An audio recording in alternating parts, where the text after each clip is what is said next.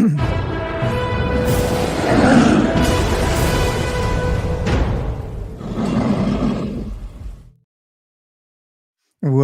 to the Old World Fanatics, your Warhammer fantasy podcast to quench your hobby thirst for all things the old world. I'm Gommo. I'm back as usual with Josh and Andrew, just the three amigos tonight. Three.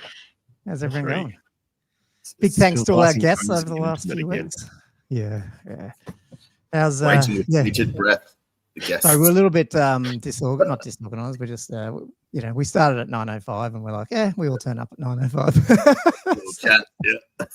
The chat is going off though, waiting for us. So hopefully we don't disappoint tonight.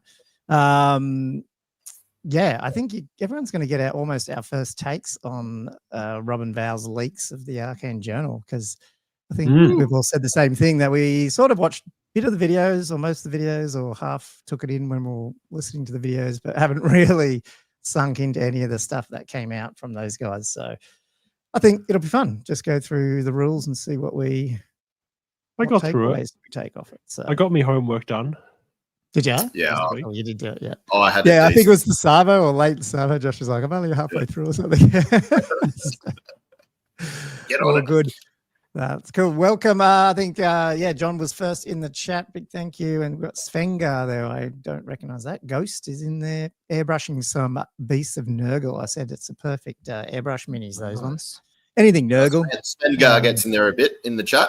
Sorry. Yeah, I don't really follow it much when I'm in. Yeah, I'm usually the chat boy. Yeah. Painting Dragon Agers, though, so I approve. The only thing I don't approve of Dragon Agers is people just aren't taking enough of them. And you can't buy them from Games Workshop because they're always out of stock. So who bloody knows? Silver Dave 3000. Is that an improved Silver Dave or is that a different Silver Dave? That wasn't his nick before, was it? I don't remember him being 3000 before. Is that like a Terminator 2000, Terminator T1000? It's Silver Dave 3000. I don't know. Yeah. Mark Langley, as usual. Tidy haircut, Andrew. I said the same thing. So everyone's noticed. No, it was getting too bushy. Too bushy. So trim the bush. Turning into a dwarf. Yeah, that's it. Cool. Yeah, that's what we've got on tonight. We got the usual patron shout-outs, patron questions. I think there's a few carryovers a few carryover things to talk about from last week's. Couple of things. Questions as well. And then I will admit I've got Jack or hobby as such. Probably a little update what's coming on our world rankings, but that's about it because that was my hobby. So I don't know if hopefully you guys have got something. If not, that'll be our show, I think. No, that might be the show. Yeah, no, that's so cool. Mark Langley just said, thanks, Gommo, I got the name right. I did. I did see the guy who sells the guy who sells the old world tabs in the heresy tabs is Mark Latham on Kickstarter. So it's just like that. Mark Latham's popping up everywhere. So maybe that's why I was confused the other day. But anyway, all good. Cool. Well, thanks for watching episode 120 of Old World Fanatics. We're pretty happy to have you all here. If you just first time here, please like, subscribe, and add some comments to the chat. We really do appreciate that. Tell us what you're painting this week. And yeah, if you do feel like being a supporter of the show, like 60 something or 200 something patrons, but 60 something paid patrons who get a shout out at midway point. You can go check that out on patreon.com/oldworldfanatics. So yeah, big thank you to all those people. But outside of that, I think we can probably, what do you reckon, guys? Just kick straight into the main topic. Just kick it. Yeah. Why not? Okay, well do. I think enough, I had enough preamble. Screen share up here ready to go, and obviously it's the my screen grabs from the YouTube video, so I'll probably have to move it up and down and zoom in. And still not sponsored by GW. What's going on? No, and I think I don't know if I just didn't find the. They were going to stop playing Six Ed. But you'll find some of it was cut off too, so hopefully you guys can help me out. But anyway, cool. So this is the Arcane Journey Razing of the Westerland, and obviously there's a bunch of chaos stuff in here. So what's the main context of this Arcane Journal then? Is it mainly themed around literally Razing of Westerland and just the Chaos Marauder stuff and that kind of thing? Yeah, Yeah. as far as I mean, obviously we haven't seen any of that. Well, I didn't look at Miniature Realm. Stu did a bit of a walkthrough of the actual book, but I haven't looked at that They one yet. got the book as well. He always gets them, yeah. But he doesn't rules. He sort of flips not page by page, but talks a little bit about the fluff and all the other stuff, which is pretty cool. So worth checking that out. But I haven't looked at it yet. But it's always good. He was probably sitting on it while we were chatting to him the other week. Yes. Yeah. Well, he would. Yeah. Well, he said Mug. the stuff's out of camera. Like, So, yeah. You knew they were coming when he mentioned that twice or something, and then He on did, another he video he did. mentioned it as well. You did mention it. Yeah. Yep. Yeah, man. So the chat probably know more about it than us, but obviously it's the story of Friedels taking on the Westerland, and yeah, I guess an excuse to bring the new Marauders and Marauder Horsemen in, I guess, as well, and throw a little few things. I do have some. If we get time and we chat a little bit about the I never remember the name of them. What are those articles called in the week? Can't remember what they call them. The almanacs. There's I don't know. I had not a theory, but a little hypothesis of this might be where they're going, and maybe if we got time, we can. And I remember, maybe I'll talk about that, which is why I think maybe they were building these models. That's all. So we'll talk about that a little bit later, maybe. Anyway, let's just jump into this. So this is, and I think it looks like I've already cut off the title on this. It's what are these called? The Chaotic Cults. So basically, it's like, all models that represent members of. I'll try read some of it, and you guys can add the color. Because can you read that? Yeah, Oh, I can do. All models represent members of the Marauder tribes have the Mark of Chaos undivided listed among their special rules, blah, blah, blah, described in ravening hordes. Of those, some have the option to replace the Mark of Chaos undivided with the mark of a specific Chaos God. Units of Chaos Marauders and Marauder Horsemen instead have this option to belong to a chaotic cult. So a model cannot belong to more than one chaotic cult, and a character with a Mark of Chaos can join a unit belonging to any chaotic cult as normal, which is pretty cool. Yeah, so they had the option to have the mark of a god before this, right? Like they could be marked by Khorne or Slanesh or whatever. Yep. So this is just completely replacing that. Basically, yeah, at least for those two unit For those entries. two units only. Yeah. Which again, obviously, I mean, it's probably not written on this page specifically, but they are replacing that entire page out of Ravening Hordes. And obviously you're getting this non-Zentian, non-obvious chaos influence coming through, which is the big one, I guess. More themey. Praising the gods, and this is once per game. Just once per game, though, during the command subphase, a unit belonging to a chaotic cult may implore its patron for their blessings by making a leadership test. If the test is passed until its next start of turn subphase, you get the benefit, basically. If the test failed, the unit's implorations go unneeded. So I guess you get one shot at it. You get one shot. But it's just a leadership test. It's not like it's not one of those at your own leadership test. Is that right? So, yeah. It's probably going to be at leadership 10. Yeah. Hopefully. And they often have warbands too, which helps anyway. Although, it's going to be leadership 10 regardless. Yeah. So it should be pretty reliable to get off. Yeah. It's not like some of the other ones that are where you've got to just take it on your unmodified. Yeah. So now the Cults of the Bloodied Hound, models belonging to this chaotic cult gain +1 modified to the weapon skill. Pretty cool. I'll just read them all four out. Oh, yeah, sorry, I thought that's what you were doing. Yeah. Cult of the Slithering Serpent, models belonging to the chaotic cult gain the poison attacks. Cult of the Carrion Crow, they gain +1 toughness, and Cult of the Fell Raptor gain a 6+ ward save against any wounds suffered that were caused by non-magical enemy attack. So, what do you guys think? Weirdly conditional, that last one. Yeah. Does it need to have a condition on there? I mean, the 6+ ward is so. Save. Yeah, exactly. It's not that great anyway. And also make it it's like, I guess is the theme that it's like a subpar demonic save kind of thing. Is that kind of potentially. Yeah, because it's Zentian, that isn't it? The Fell Raptor's obviously Zench. Is that right? Yeah. That's I think so. Yeah. I mean, I don't know. Like, Unfortunately, I just think the FAQ nerfs some of this stuff too, because I think the poison attacks is a bit there. I mean, although these guys are going to be shitty weapon skills, so maybe strength, so maybe the +2 to wound is good, but at the same time, poison would have been better anyway. I guess the old school. Old school, yeah. Weapon skills probably okay, but I mean the toughness ones. Yeah. I mean, this is the problem with what always happens with this chaos stuff. There's always one that seems to sit out. It's an outlier. I don't know what you guys think. Surely it's the toughness. Yeah. Because they're all tough 4, I'm pretty sure, aren't they?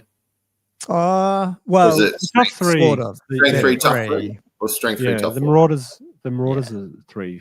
3. Yeah, it depends what you do. 3 and 3 was it? Okay, yeah, right. Yeah. You can get pretty them to good 4. stats, except for the So you get them to 4. Yeah. Yeah. So you can get a one shot. Weapon skill starting at 4, and then they can go up to 5. That's good. Yeah. Nice. Yeah, that's not bad. As well. It's sort of like they're basically defensive, both of them in a way. In that case, you know.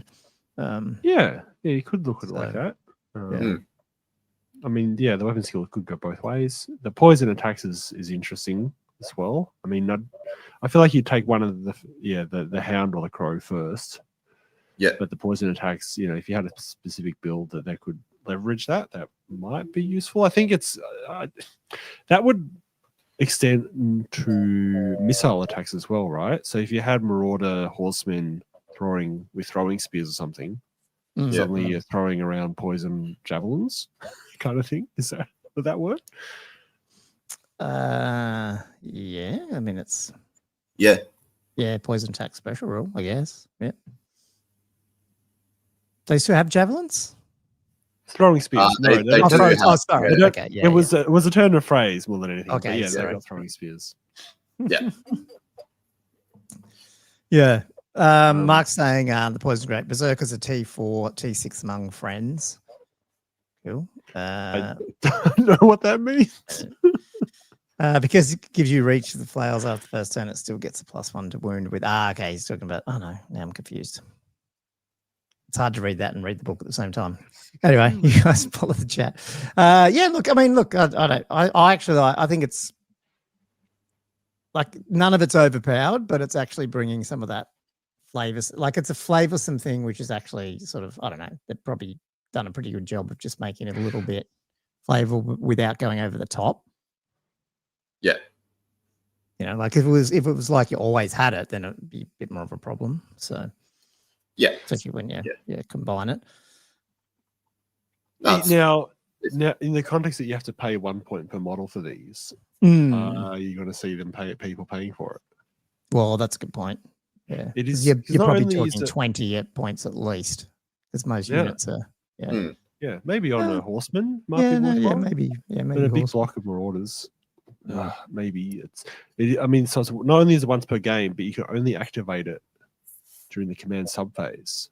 Yeah.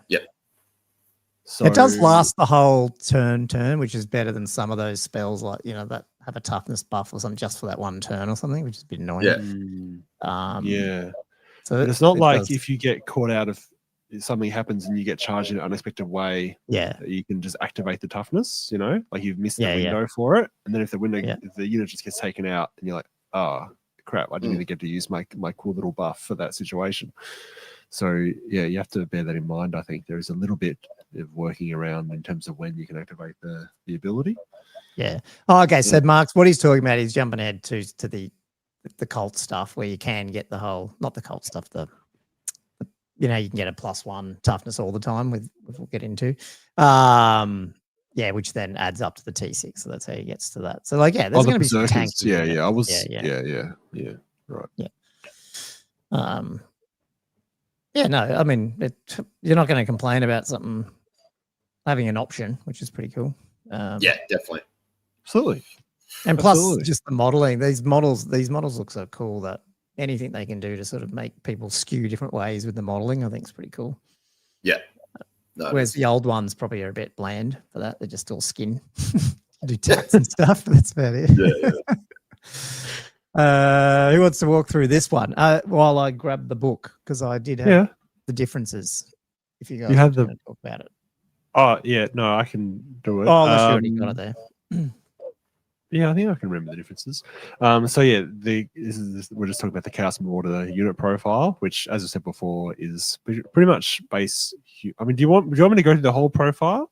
Nah, let's just no. Up to you. Yeah, it's base human stats with weapon skill 4, leadership 6, and champion as weapon skill 7. They're 6 points each. They've been moved on to base size 30 by 30. So no multi-base going on.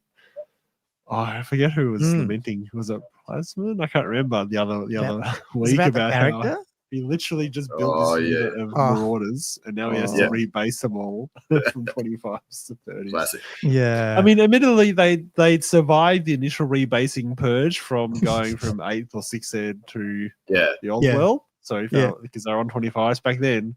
So it was odd that they stayed on 25s, but yeah, it's happened. They finally got taken in. Yeah, everyone has to get it rebased at some point. Now they got hand weapons and they got light armor, which is a new thing. So previously they had to pay basically for got light a point cheaper in some sense. Yeah, which I think is fair. Yep.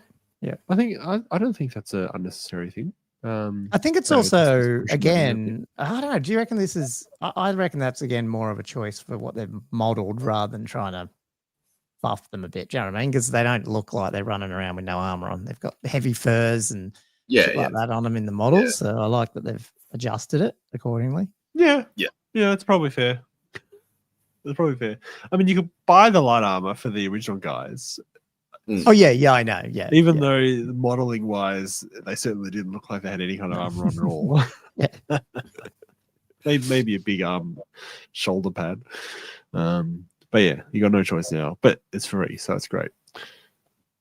Great weapons for 2 points per model, fires per 1 point, which is the same, I believe. And then they can also still take shields at 1 point a model, which means you can get, light armor shields parry, 4-up save for 7 points per model, which is quite reasonable efficiency already. It gives you a really nice sort of backbone to then build some interesting stuff from, because there's more options here, really, than there ever were.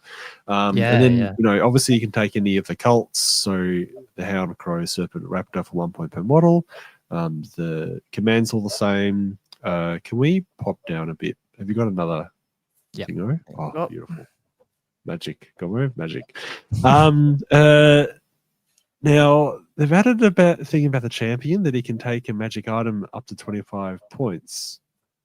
Now that surprised me a bit. Yep. What do you guys think of that? Like, it's relatively rare to have a champion have that ability. Do you think this is a first instance where this might become a more common thing across the game? Everyone just has them. Yeah, maybe. What do you? Like, where's the line for this type of thing? I didn't. It seems to be like I don't know, because I think when you go, man. I was just going to say, like, a lot of dwarves and a lot of elves have the ability for the champs to take, a magic item. To me, it's more like, I almost think it's rarer, like it's real old school for them not to. It just seems like it's been going for a while. It's only like the real, mundane that seem like they don't get it. Yeah. This is almost stating the obvious, but it's just giving you flexibility, so there's a chance that it's playable in the game. Like, you'll find a use case for it, depending on the magic item. Sometimes, like a shitty little cav unit, suddenly, like, people were ripping into a little bit the, it's probably not ripping into them, but the Jade Lancers, saying they're okay, but they're sort of like just a bit better silver helms. But then suddenly the Ring of Jet comes out, and then suddenly they're awesome to just throw them on and run around and shoot people. So I feel like it's good to have that flexibility. It can make a normal unit that might have just been going, why would I even take this, to be taken. Plus, especially in this case, you can put a banner on it now as well. Like magic banner. Yeah, true. It's 50 points is, I know it's pretty standard, but you do get quite a bit for your 50 points. So with those two combined, that's. Could they take the magic banner before? No, I don't think any of these. Not at all. Not at all. Yeah. Now it is 0 to 1, like it's 2 per 2,000, but I mean, still 2 per 2,000 is not a restriction. No, not really, is it? Yeah, no. Mm. How many magic banners are you taking? Yeah, that's right. Yeah, no, All of them. All of them. Call me a grognard, but yeah, magic banners are always a privilege for the elite. I'm an elitist. It's 6. You're living in the past, mate. Living in the past. Now they can take ambushes, which is cool. Now that's new as well. I'm pretty sure. Yes. I don't think they could take that. No, you're right. You know, the other two were there. They replaced close order with skirmishes and open order. I think was there. For the issue was only 0 to 1 unit in the army could do the skirmish or open order, and now it's gone to 0-1 per 1,000. So they've opened it up. Basically, and I'm sorry. So I'm just apologising to Mick. He's saying the TV's coming through as the vertical. So we our streaming software came up with a new feature which I turned on just to give it a go, and I don't think I can turn it off now while we're streaming. And that streams vertical on devices that should be streaming vertical, and I don't think a TV should. So yeah, sorry. Interestingly, his comment. He's got a little phone icon next to it, so whatever browser he's using thinks it's in phone mode, I think. Yeah, okay. Yeah. Well, maybe we'll turn this off next stream, but I just wanted to try and see what happens. Sorry, guys. Anyway, so continue. Where was I? Yeah, I think that slight restriction on skirmishes that you can't spam it unlimited is nice. You know. Yeah. Yep. And it plays into the horsemen a bit too, but we'll hit them later. And then special rules, close order, horde, which is new. Mark of Chaos Undivided, Shield Wall, and Warband. So yeah, horde is new. Yeah. Are they just gonna? Isn't it gonna be easier for them to go? Look, we made a mistake. We'll make it up to 3 ranks bonuses for all infantry. Because if they're just gonna start adding horde to all these new everywhere, it's like why not just do it? Just do it, guys. Yeah. Should have done it from the start. Yeah, very true. But yeah, they've added horde. That's great. And then the Marauders of Chaos. This page replaces the profiles and rules given on page 62 of the Ravening Hordes, updating units of Chaos Marauders. So again, new players coming in will be like, yeah, you can use this book. Oh, you got to get this book for this bit. Right. That FAQ. Oh, and the other book for this other part you want. Well, geez, yeah. We take the rule book, Ravening Hordes, the 2 Arcane Journals, the FAQs. That's 5, right? Yeah. And who knows what'll come in the that Cathay one, because it is storming the Bastion. It's chaos as well. So who bloody knows what's going to be in that one. It's a way to annoy people, but like that, I will say it. Like, I just hope that, this stuff isn't just something for the future where it's like, they're like 40K, you need to like rock up with this giant library. I really hope they don't do that, because it just pisses people off. Like it does. Just, put some. I mean, surely they're making a bit of money now, and AI's got better to make apps that you can start actually putting the rules on an app and selling it that way as well. Version 2 comes out and they sort of consolidate it. I understand there's probably a bit of toing and froing, because it's like, it is still new and they're still finding their feet with the rule set. But I just hopefully this is just because it is a new thing.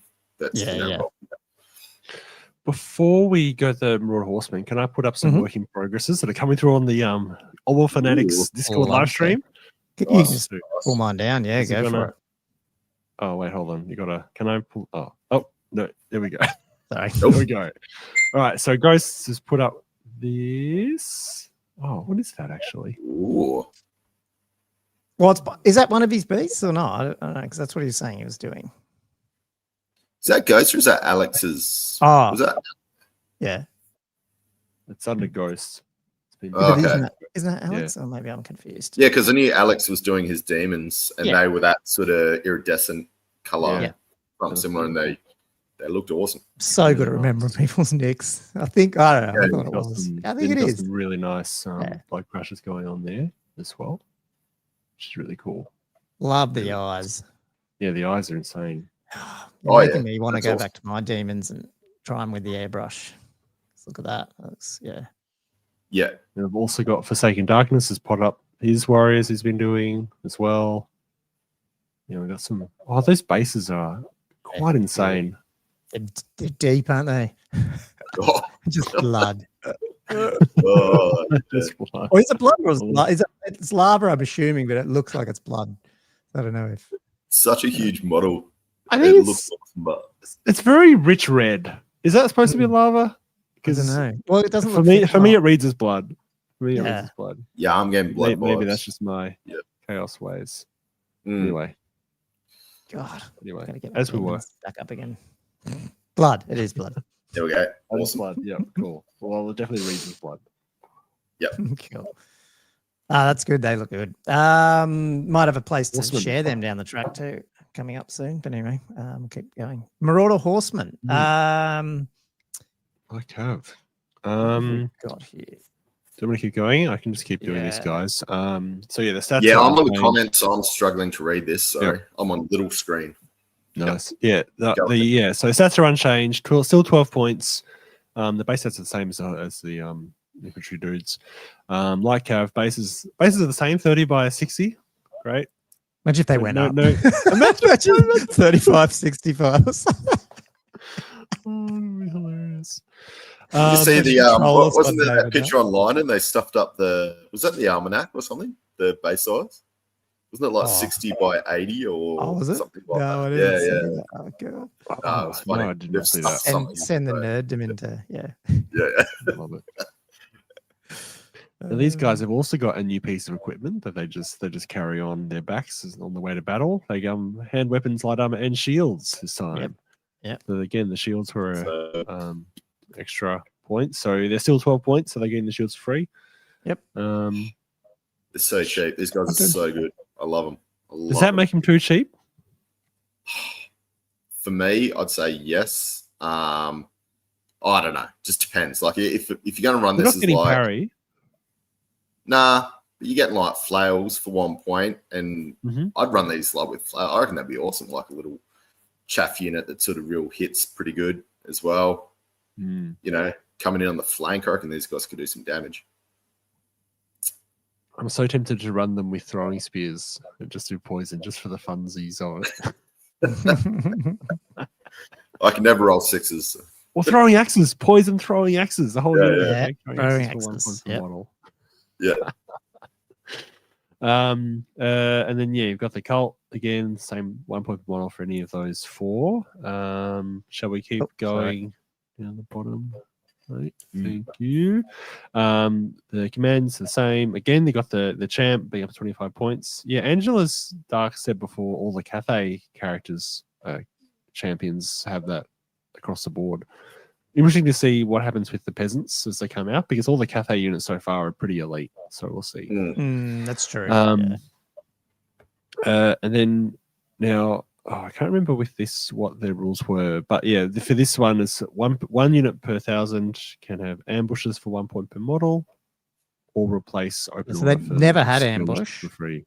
So yeah, ambush is new. Yeah, and right. Was the always, skirmishes unlimited? They always had skirmishes. Yeah.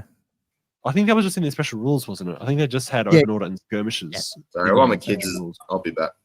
Yeah. All right. So it's like they've limited that. Yeah, I think well they have in the way, because that means you can only have That's 2 units because per 2,000 Yeah. points, which Yeah. I think that's probably a really intelligent alteration. So people can't just spam units of skirmished.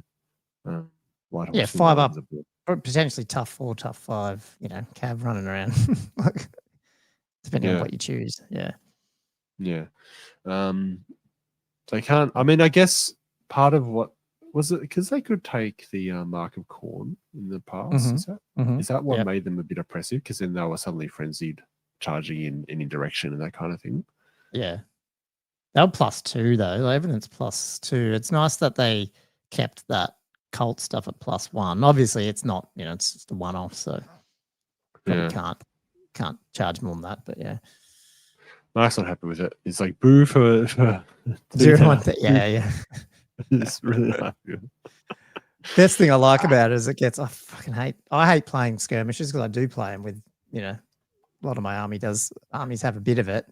I just hate moving around. I just wish it would go back to the old 8th skirmish tray. So much nicer. Oh, yeah, that and the charging, man. It sounds like you just want to go back and play that. Like, What was that? You're in that and the charging where you don't have to measure your wheels. Yeah. Like you're just straight in. Fuck, nice. Yeah. Ridiculous. So hang on. Old Dirt said if you understand it right, when you give them undivided, you can have the cult rules. If not, you can still give them marks. Oh, is that a question? No. Well, they replaced the whole page, so there is no marks. Is that right? No, yeah, there's no ability to give them marks anymore. Yeah, not these guys. You would be able to with your other, like, what else is in here? I don't know. I'm just looking like. Well, actually, I don't have the other Arcane journal up, so I can't. You know the other ones that are there, the Husk Skulls and all that. They still have marks, I assume. Do they? I don't have the journal on me. Yeah, I have to pull up the journal. Yeah, but these two entries, they're just, and I think again, just I don't know. I just feel like that's where they're going, and I don't know. Remind me to bring up my theory. That is what we might be seeing after when we get to it. All right. Okay. Especially because Andrew's not here. Can't bring it up now. It's not that crazy, but yeah. Anyway, we'll keep the going. The Husk Skulls did have all the marks available. Yeah, so they still would, wouldn't they? Like, so they still would. Yeah. Yeah, I think. Yeah, and what was the other thing? Oh yeah, because the Berserkers are on 25 mil basis, which is hilarious too. So like everything's going out of sync here. Like it's getting a bit chaotic. Yeah. As interestingly, I mean, Mark's talking about Mark's talking about the marks here, and then saying a few characters across journals currently before the FAQ. I'd say Mark's alluding to the fact that maybe the FAQ is going to end errata, probably more specifically, is potentially. I wonder if it would then go and change a few more entries. Don't think they'd change full entries because they wouldn't do whole pages in a errata, but they might fix up some of those things with base sizes or I don't know. I couldn't see him in an errata ripping out marks for something. Oh, I don't know. They might add the ability to take the trait, but you can't take traits and marks, eh? Yeah, I don't know. We'll see. I don't know. I have no That's idea a lot of meta changing in like 2 months if they do that. or 6 weeks. That'd be crazy. That would. Okay. Anyway. Chaotic traits. Let's get I added that and then realized there was no rules on it. Using chaotic traits. So these are another thing just to get confused about. So the other things were called cults, chaotic cults. And then you have chaotic traits. Yeah. Which are basically just another thing to spend points on, like your gifts of chaos and that sort of stuff, right? Whatever they are, plus your magic items. Then you have a third allotment. And some of these units can have 2 of these traits as well. So it's a lot to get your head around. Maybe I just these unnatural traits are represented by chaotic traits. Upgrades available to models that represent the followers of chaos. Some characters and units within an army made using the Warriors of Chaos Grand Army or either of the armies of infamy can purchase them. So basically the ones that are here though. So I guess it doesn't cover everything. So characters, Chaos Lords and Sorcerer Lords can purchase up to 2. Exalted Champs, Aspiring Champs, Exalted Sorcerers, Marauder Tribe Chieftains may purchase a single chaotic trait. Sometimes I wonder they should have just kept Lords and Heroes and added it as, because I don't mind, sorry, this is a tangent, but I don't mind how they've gone like one entry and it has like the Lord and the Hero level, because it's, you can say that that's an entry, like that's Sorcerer. Sorcerers can do X, whatever. But I feel like it would have been heaps easier if they just tagged stuff with Hero, Lord level. And then half these rules around the place could just go, Hero levels this and Lord levels get this. You just or like you could comp the 2 as well. Like anyway. So they're the ones that can do to that system. Yeah. So the Lord ones can do 2 basically, and that's what you were saying before, Josh. And then the other ones can do 1. And then Warriors and Knights. So Chaos Warriors, Chaos Knights purchase single chaotic trait. Chosen Chaos Warriors, Chosen Chaos Knights may purchase up to 2 chaotic traits. So even the unit can take 2. And then Marauder Tribes, which is your Chaos Marauders, Marauder Horsemen, and Marauder Tribe Berserkers. That's one of those ones in the journal. May all purchase a single, and then the Marauder Husk Skulls may purchase up to 2. So even some of these, I wouldn't say cheaper infantry dudes can take up to 2. So the question is, what are they? Who wants to start? I suspect we're about to find out. Can you say? Oh, Andrew can't say that's pretty small. I can do them. So unnatural fortitude is the first one. Do you want me to read the fluff, or you're sort of the rules? Nah, man, you'll be here all night. I really didn't know what you were going to say there. I was like, he could go either way on this. And then you went, hard no. Unless they're wearing heavy armor or full plate, models with this character trait improve their toughness characteristic by 1 to max of 10. And that costs 20 points for a character or 2 points per model for units that might take it. Pretty hard to go past any sort of toughness boost because it just compounds so quickly. It does, especially if you're starting a tough 4. It would actually be interesting to do the wound maths to on 6 that to as well. wound is incredible. Yeah. And especially like Mark was saying, was it the Haskell's already tough 4? Is that what he said? Yeah. But I don't have that. I should have bloody got the journal. So it's in the bookcase. Yeah, the Haskell's are 4. They're strength 3, tough 4. And what's their points? 18 points each. Oh. So it's only the 20 points each for tough 5 Haskell's. Yeah, getting pretty expensive. Pretty hard to kill them though. Yeah. Like you're just not hang on. So they're still light. They definitely can take just light armor shield or something, can they? Yeah.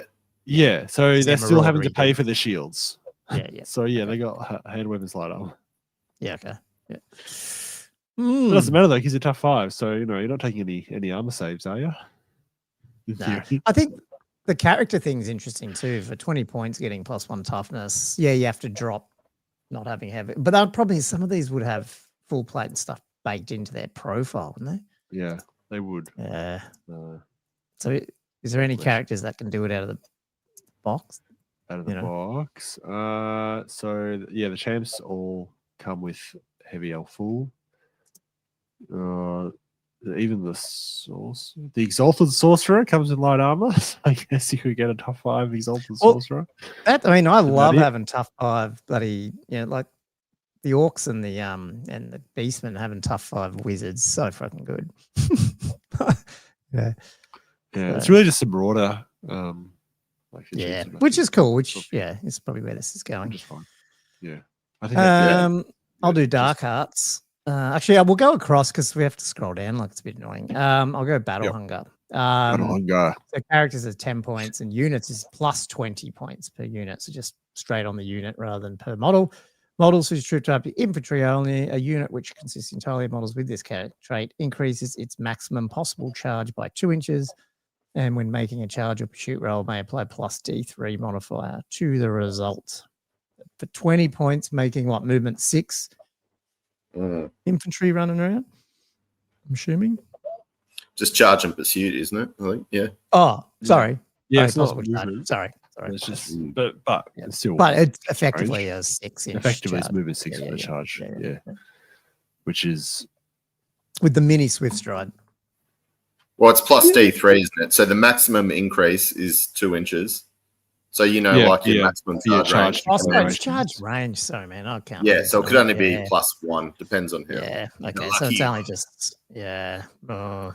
It's not bad. It's not bad. If you know you're going up against other infantry a lot, you might get the charge off. But against for 20 points. The 20 points starts getting a lot pricier. I'd rather just have the body. Especially, it's almost better if you don't charge when you're infantry anyway. So it's like. I mean, that's a very good point. it's like, you can charge me if you want. Because that's a real good point. I mean, I guess if you're running Corn and you got some frenzy dudes and it doesn't matter, then you can you play into that a bit.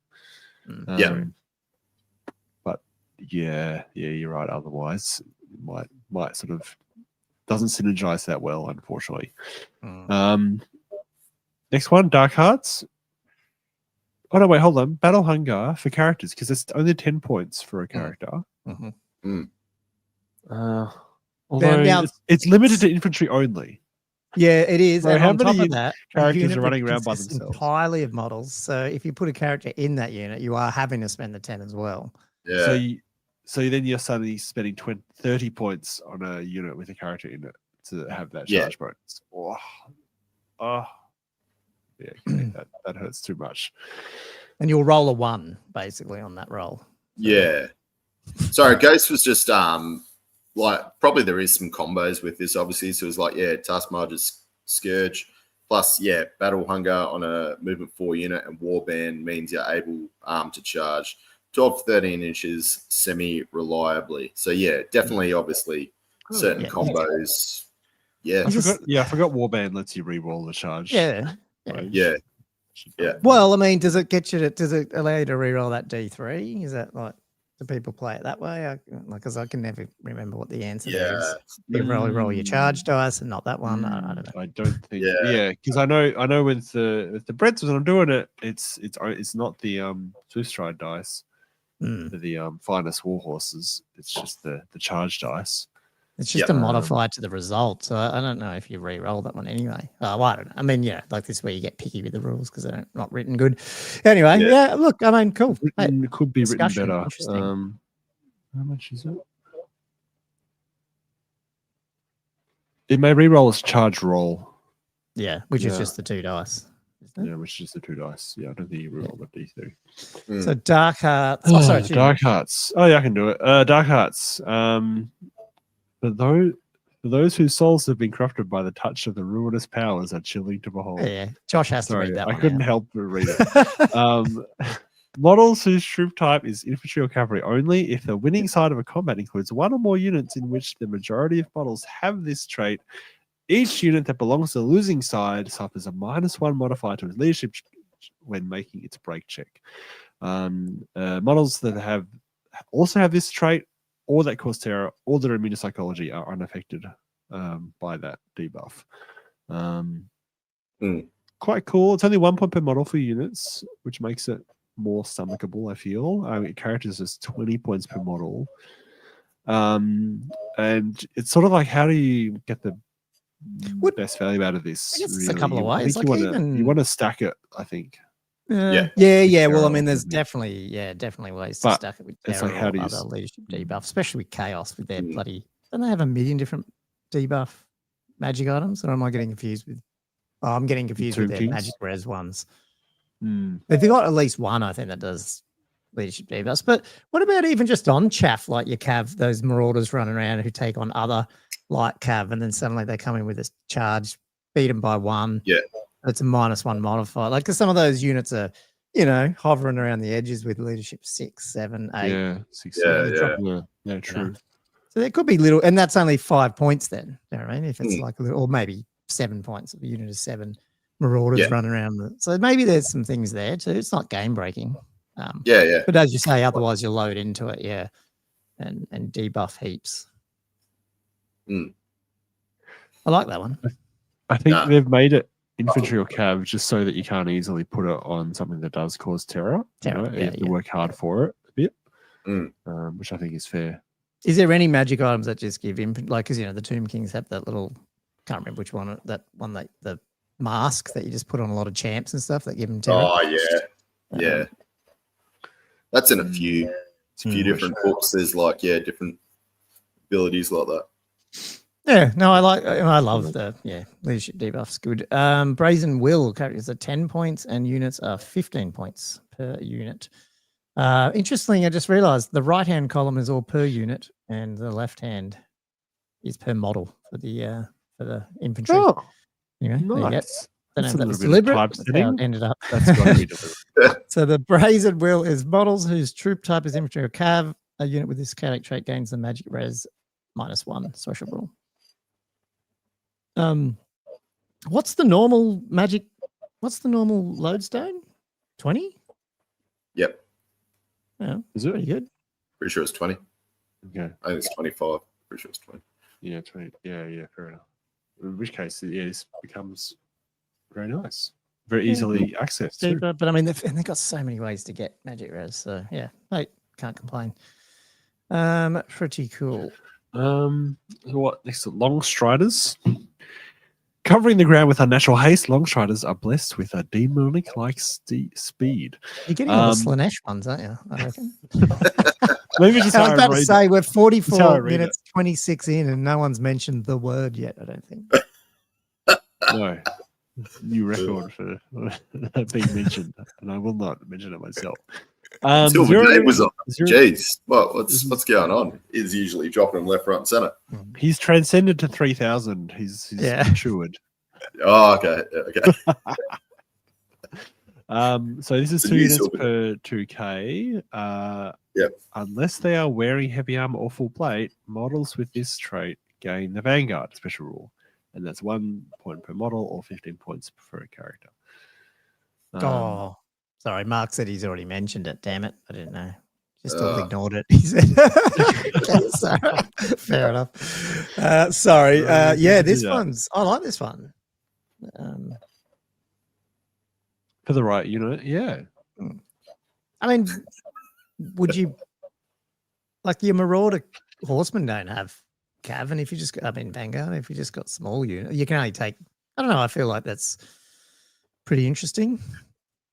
For fairly cheap units. Then 1 point per model is not a massive tax, especially if you got 5 fast cav or something that you're putting it on. It's only 5 points more.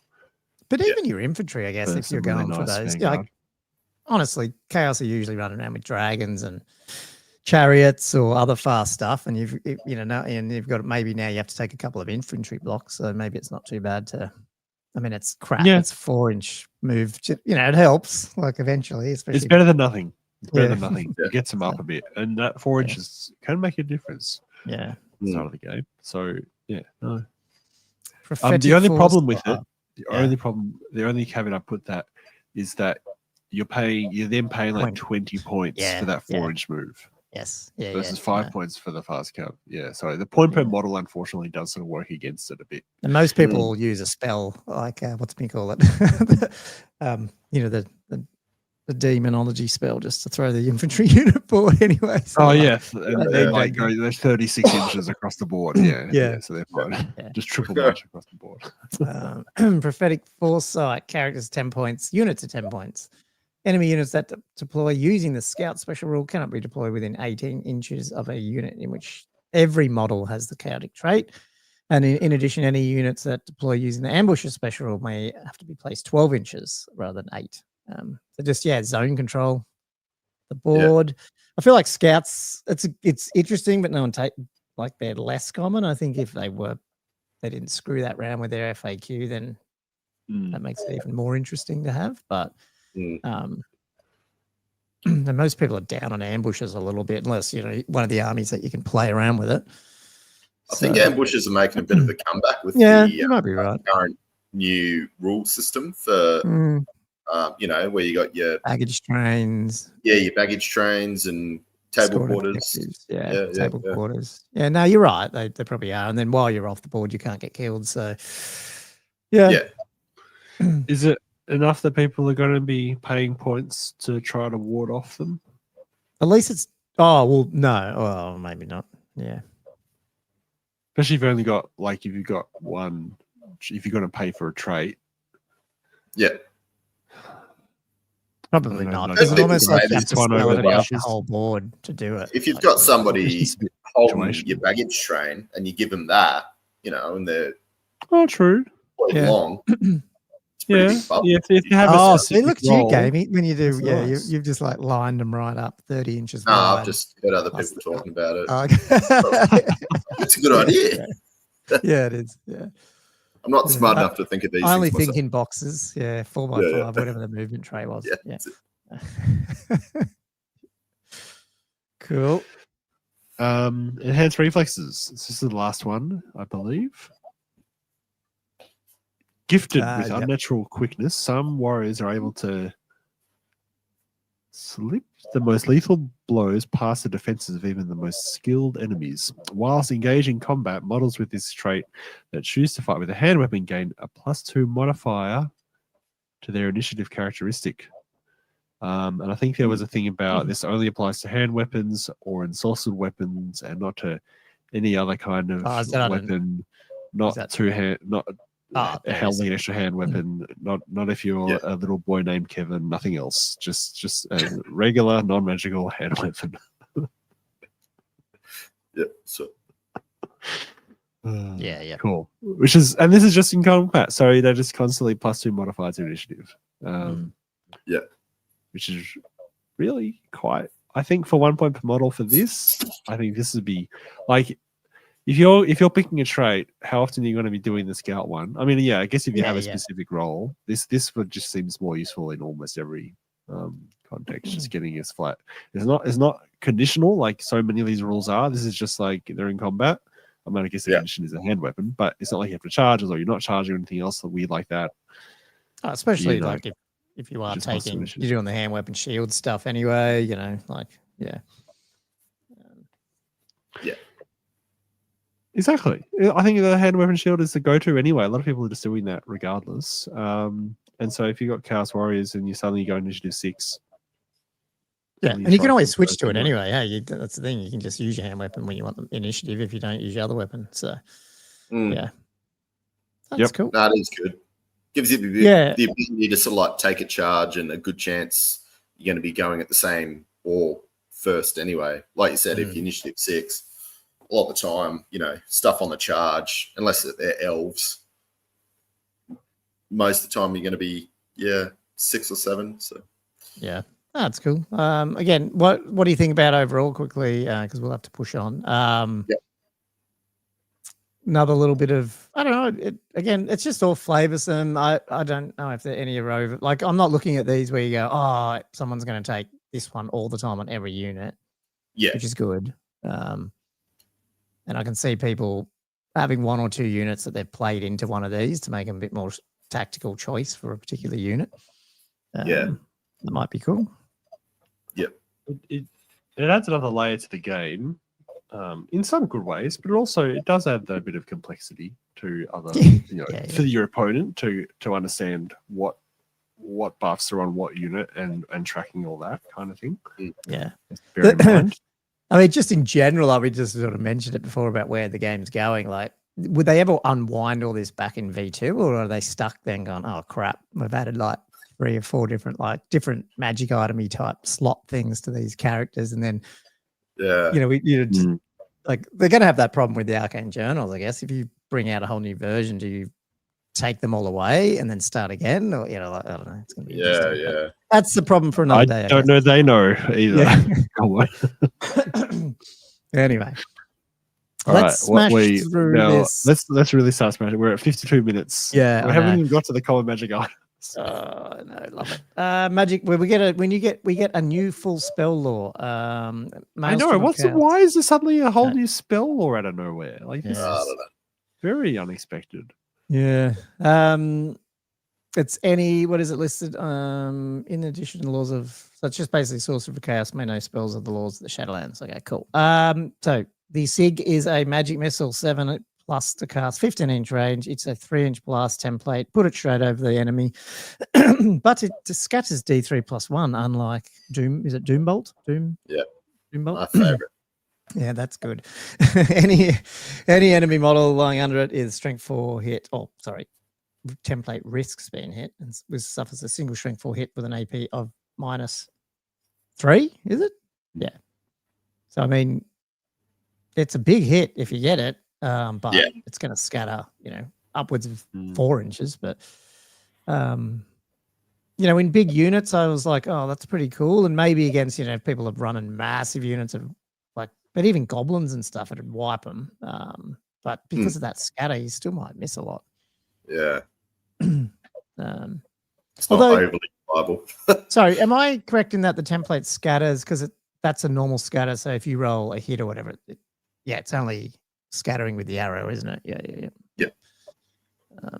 It's good, but it's not a Doombolt, probably. Blackened bolts. Magic missile, another magic missile, casting value 8, range of 18. And this is a 2d6 strength 3 hit, AP -1. And you have to take a panic test if you take 1 or more wounds. So what do you guys think of that one?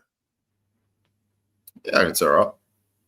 Yeah, it's not bad. Panic check can be nice if the army's not immune to it, or a veteran, or any other way of alleviating it. And then they'll fall back in good order, and then they'll reform and do something. Yeah, then they'll reform. Yeah. Yeah. So cool. Do you want to do Veil? Sure. Veil of Gloom. I'll have to move it. So. Until your next start turn subphase, the target friendly unit gains a 4-up ward save against any wounds that were caused by a template, and a 5-up ward against any wounds suffered in the shooting phase.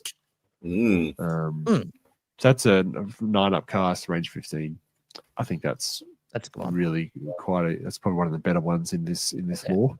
Especially because templates are, hanging around now. A lot of, they are with infantry popping up. So I think that's good. And the shooting attack is, magic missiles, everything. So that's pretty cool. Yeah. Vortex of Darkness is a magic vortex, speak of them. A 10 plus, though, 15 inches.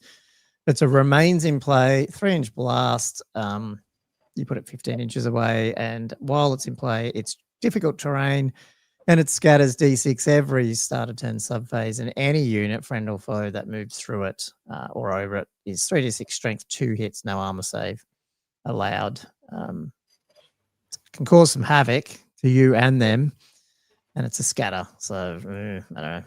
And it's hard to cast. Yeah, but it's hard to dispel too, so it's going to be just sitting there.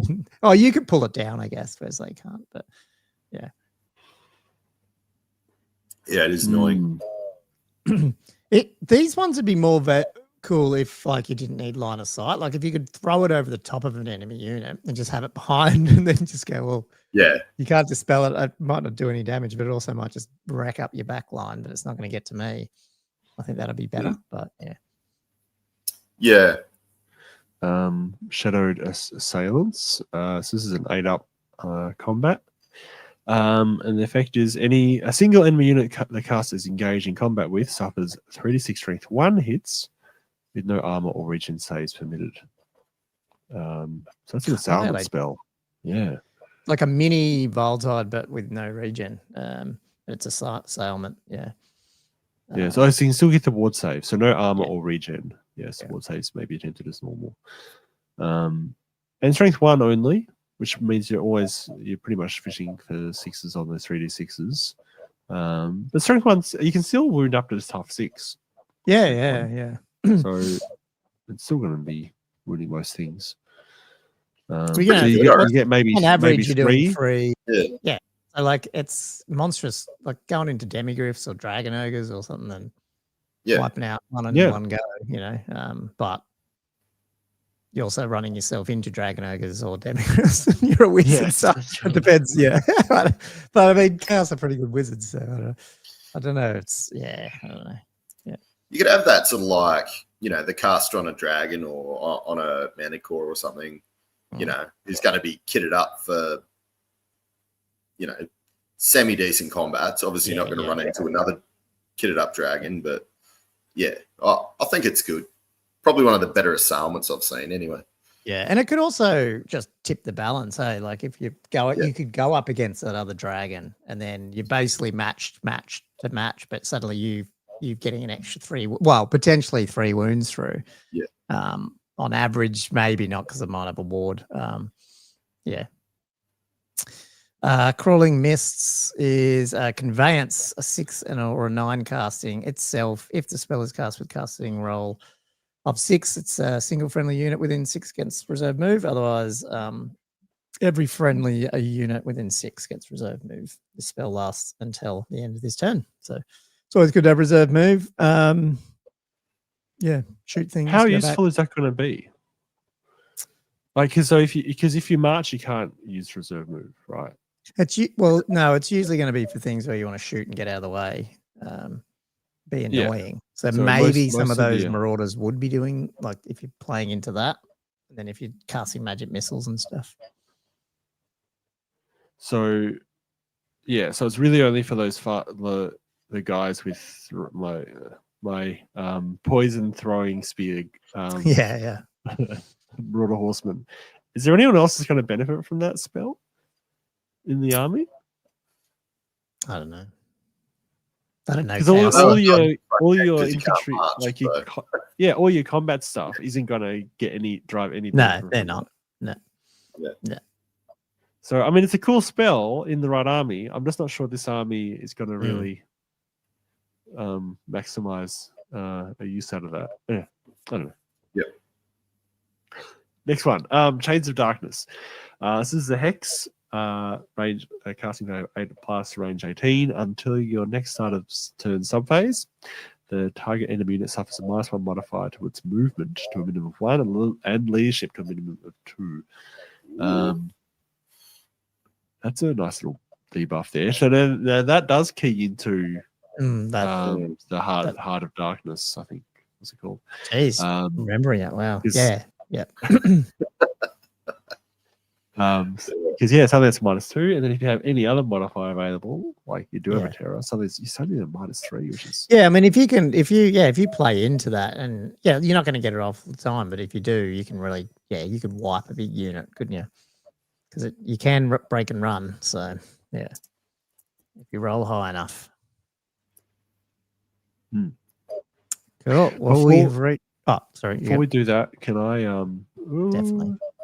Can I do some more live stream work in progresses? Because you guys said these are the beasts. I call it the what the fuck stage of painting. Oh, and I can is that where you're just in the middle and you can't see? You had to hate that. And you're like, oh, yeah. It's just looks Hey, look, what the chaotic. hell are they? I don't know what these are, but that's I think sort of what I clarifies envision the arachner thingies are in the heresy, in that when I don't know where we got fighting these those minis mega from. arachnids. Oh yeah. If you're worried about something snapping off these tiny little these limbs, how do you what do you do with that in terms of basing it? That was he had submission art to Western City Wargamer to justify the proxy as Ooze Walkers of Nurgle. Ooh. Oh yeah. So you have to almost put them in a flying base, like something pinned in their ass. Like I think you need a wire in the I don't know how they're going to hold themselves up. I don't know. It depends what material they're made. And then Angela Stark also said, "Who's hungry?" And he's got this beautiful supply cart. That looks that is nice. Dwarven theme. That's really nice. It's got a dwarf shield there, doesn't it? Or is that Cathay? I don't know. It's like, to me, it must be Cathay because he's doing Cathay. It's got a Cathay shield. Yeah, now look at the architecture of it. It's got to be Cathay for sure. Has he got like a little cooker in there? Oh, that's so pretty. That's so pretty. I love that so much. Cool. Right. Yeah. I'm not sure what Mark, get those round bases away. He must be. He's talking about something. But do you want me to do the shoutouts or anything, and then or do you want to smash through these? Let's do the shoutouts. No, good idea. Because you said you didn't have a lot of hobby. I don't have any hobby, man. Oh, okay. Well, let's. I did do one thing that was like homework, but I didn't actually do any hobby. No, that's cool. Awesome. You did more than me. Okay. Awesome. Well, let us. Hang on. I'll leave that up while I quickly give our patrons a shout out. So these awesome people who are on the chat, a lot of them help us keep turning up on a Monday night, even when we are haven't prepared well, or not haven't prepared well, but haven't really done a lot of Warhammer for a week, I should say. It's been really good. I don't need to know the background. Just read their names out. And then they want their names and they want their questions. So here we go. Mark Hurwitz, I should say here I screwed up again. Shabishamus, Amble of Doom, Western Sydney Wargamers, Feud Owner, Nicholas Carew, Vinny, Louis Spagnero, McCallum, ASB, The Great Bray Shaman, King Pash, Tom Pickard, Not Matt, Jess Tours, Adam Lamb, The Orange Juicer, Matty, Firebird 7137, Peter Holman, Mark Langley, Matt Hinton, The Old Warrior, Silver Dave 3000, Sporadic Sanity, 3000, Nick, new and improved Chris Silver Fowler, Dave. Drag Covered 8, Ben Shooter-Louis, Benoit, Cam the Dentist, James McKellen, Liam Fallon, Tommy Kublin, Jay McBride, Flatworld's Edge, Sexy, I'm just adding him in there, Jelly, Air of the Old World, Hillard, Tommy Dogs, Matthew Klein, Matt Morris, Perfity Griff, Jess Tools, Wood Duck, Josh Griffiths, Nananoum, Daniel Broadstock, Gilthos, Draconos, Diesel, Denny Gamer, Robert Z, Rubberdy's Nuts, Rubberdy's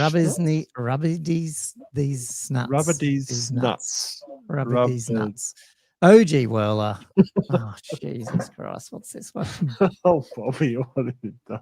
Bobby, you dickhead, why did you make this? Okay, sorry, I was laughing at that. Bobby, you dickhead, why did you make this so hard to read? No, that came That was across. Yep. perfect. Yeah.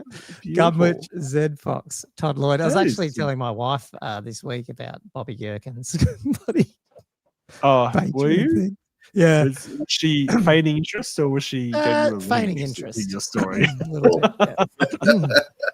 Yeah. Can't remember what it was related to something, so I think that kept her in it for a little bit until I probably went off on a tangent like I do. So yeah. Oh yeah, wow. Okay. But yes, but these, yeah, thank you. A big thank you. And I think we have a couple of questions. Do you want to do them now then, Josh? And the special stuff from last week? I'm tempted to go. Let's do it. No, I you was don't have gonna to. say, Do you want I was tempted to do the finish off the Arcane journal and then We do the can. questions. Let's do that. I reckon let's do that just to keep the theme going. keep the theme going? I like it. Yeah. Otherwise, people would tune out. Love it. Okay. Josh directs it. See, I just control the screen. Artifacts of the Shadowlands. So we finally, and I know I put a little funny thumbnail. Well, I don't know if it was funny for all the dwarves and demon players, but what's that? For the sake of your marriage, probably. For the sake of your marriage, you should probably probably. Yes, we all got common magic items, unless you play dwarves and demons, but that's okay. We yeah, that's cool. It's good that we And there's quite a lot of them here. It's a massive expansion, and a lot of them are quite relevant. You know, I actually, I don't mind a lot of these because probably from the context that a good half of the original common magic items you just don't see. They're just not used. They're overpriced. They're just not relevant. So I feel like they've had another go at trying to add in some well-priced magic items that are going to work fairly well in the meta and just how the game flows. Maybe not so much this section, but I think as we get later on, those ones will be better. But yeah, anyway, shall we hit them? Let's go. Magic weapons, Cackling Blade, 65 points. So this is the same price as Yoga Blade, right? What Ogre? Yeah. That's got 75. So that's 75. It's up to 75. Oh, sorry, it went up. It That's used right. to be That's 65. Sorry. Sorry, my mistake. So it's 10 points cheaper now. So +1 user strength is +1, AP -1, special rules, extra attacks +D6, and magic attacks. And note, if a natural 6 is rolled for the extra attacks or special rule, the wielder of the Cackling Blade immediately loses a single wound. Unless it's got regen, in which case it could probably regen it, right? Yep. Well, yeah, with the current rules. Yep. Depends where you play, obviously, because I'm pretty sure, like Western Sydney Wargamers don't allow it and stuff. I don't think. Great. Just love to hear it. Cool. Yeah. So, I mean, this is a really interesting weapon because it does give you a bit of an extra strength. It does give you a little bit of AP. You know, only AP 1, but but some depending on what role, what it's on. Yeah, like Black Orcs or something would still go, well, I'll take this, you know. Minotaurs. I mean, they've already got one like this, but it's good. The D6 attacks, because if you can hit it into other buffs like hatred or other things as well, then you can really pump out a lot of stuff. So I like it too. I'm not sure what I'd run it in necessarily, but I think it definitely has a place. I think it's well pointed for what it is. Next one. So just with the I'll scroll down. With that's the Assailment spell, the 2d6 hits. Do you get the d6 for each of them, or how does that work? The doppelganger. Yeah. The doppelganger. Yeah. Ooh. Did it not get errated as well? Was it? Yeah, maybe not. Don't worry. I can't remember. I just couldn't remember how it worked. Because I thought they took out its ability to synergize with like the Ogre Blade and stuff, didn't they? Yeah. I can't remember. Someone will answer. Yeah. God, I hope someone answers this. Meteor Hammer. What are we talking about? 50 points. It's a combat strength as user -3 AP, Requires 2 hands, but when making a roll to wound with a weapon, a roll of a 3 up is always a success, regardless of the target's toughness. So, Yeah, so this, it's I mean, 18. yeah. So the strength is irrelevant then, right? Like that's the other that's extreme. You can run it on anything. Ideally, the less strength, the better, because it doesn't matter. And something with more It's attacks 50 or points. high weapon skill. Yeah, 50 points. Yeah. It's 50 points. It requires 2 hands, and it doesn't have any multi-wound or anything like that. So, do you think we will see this around? I don't mind it.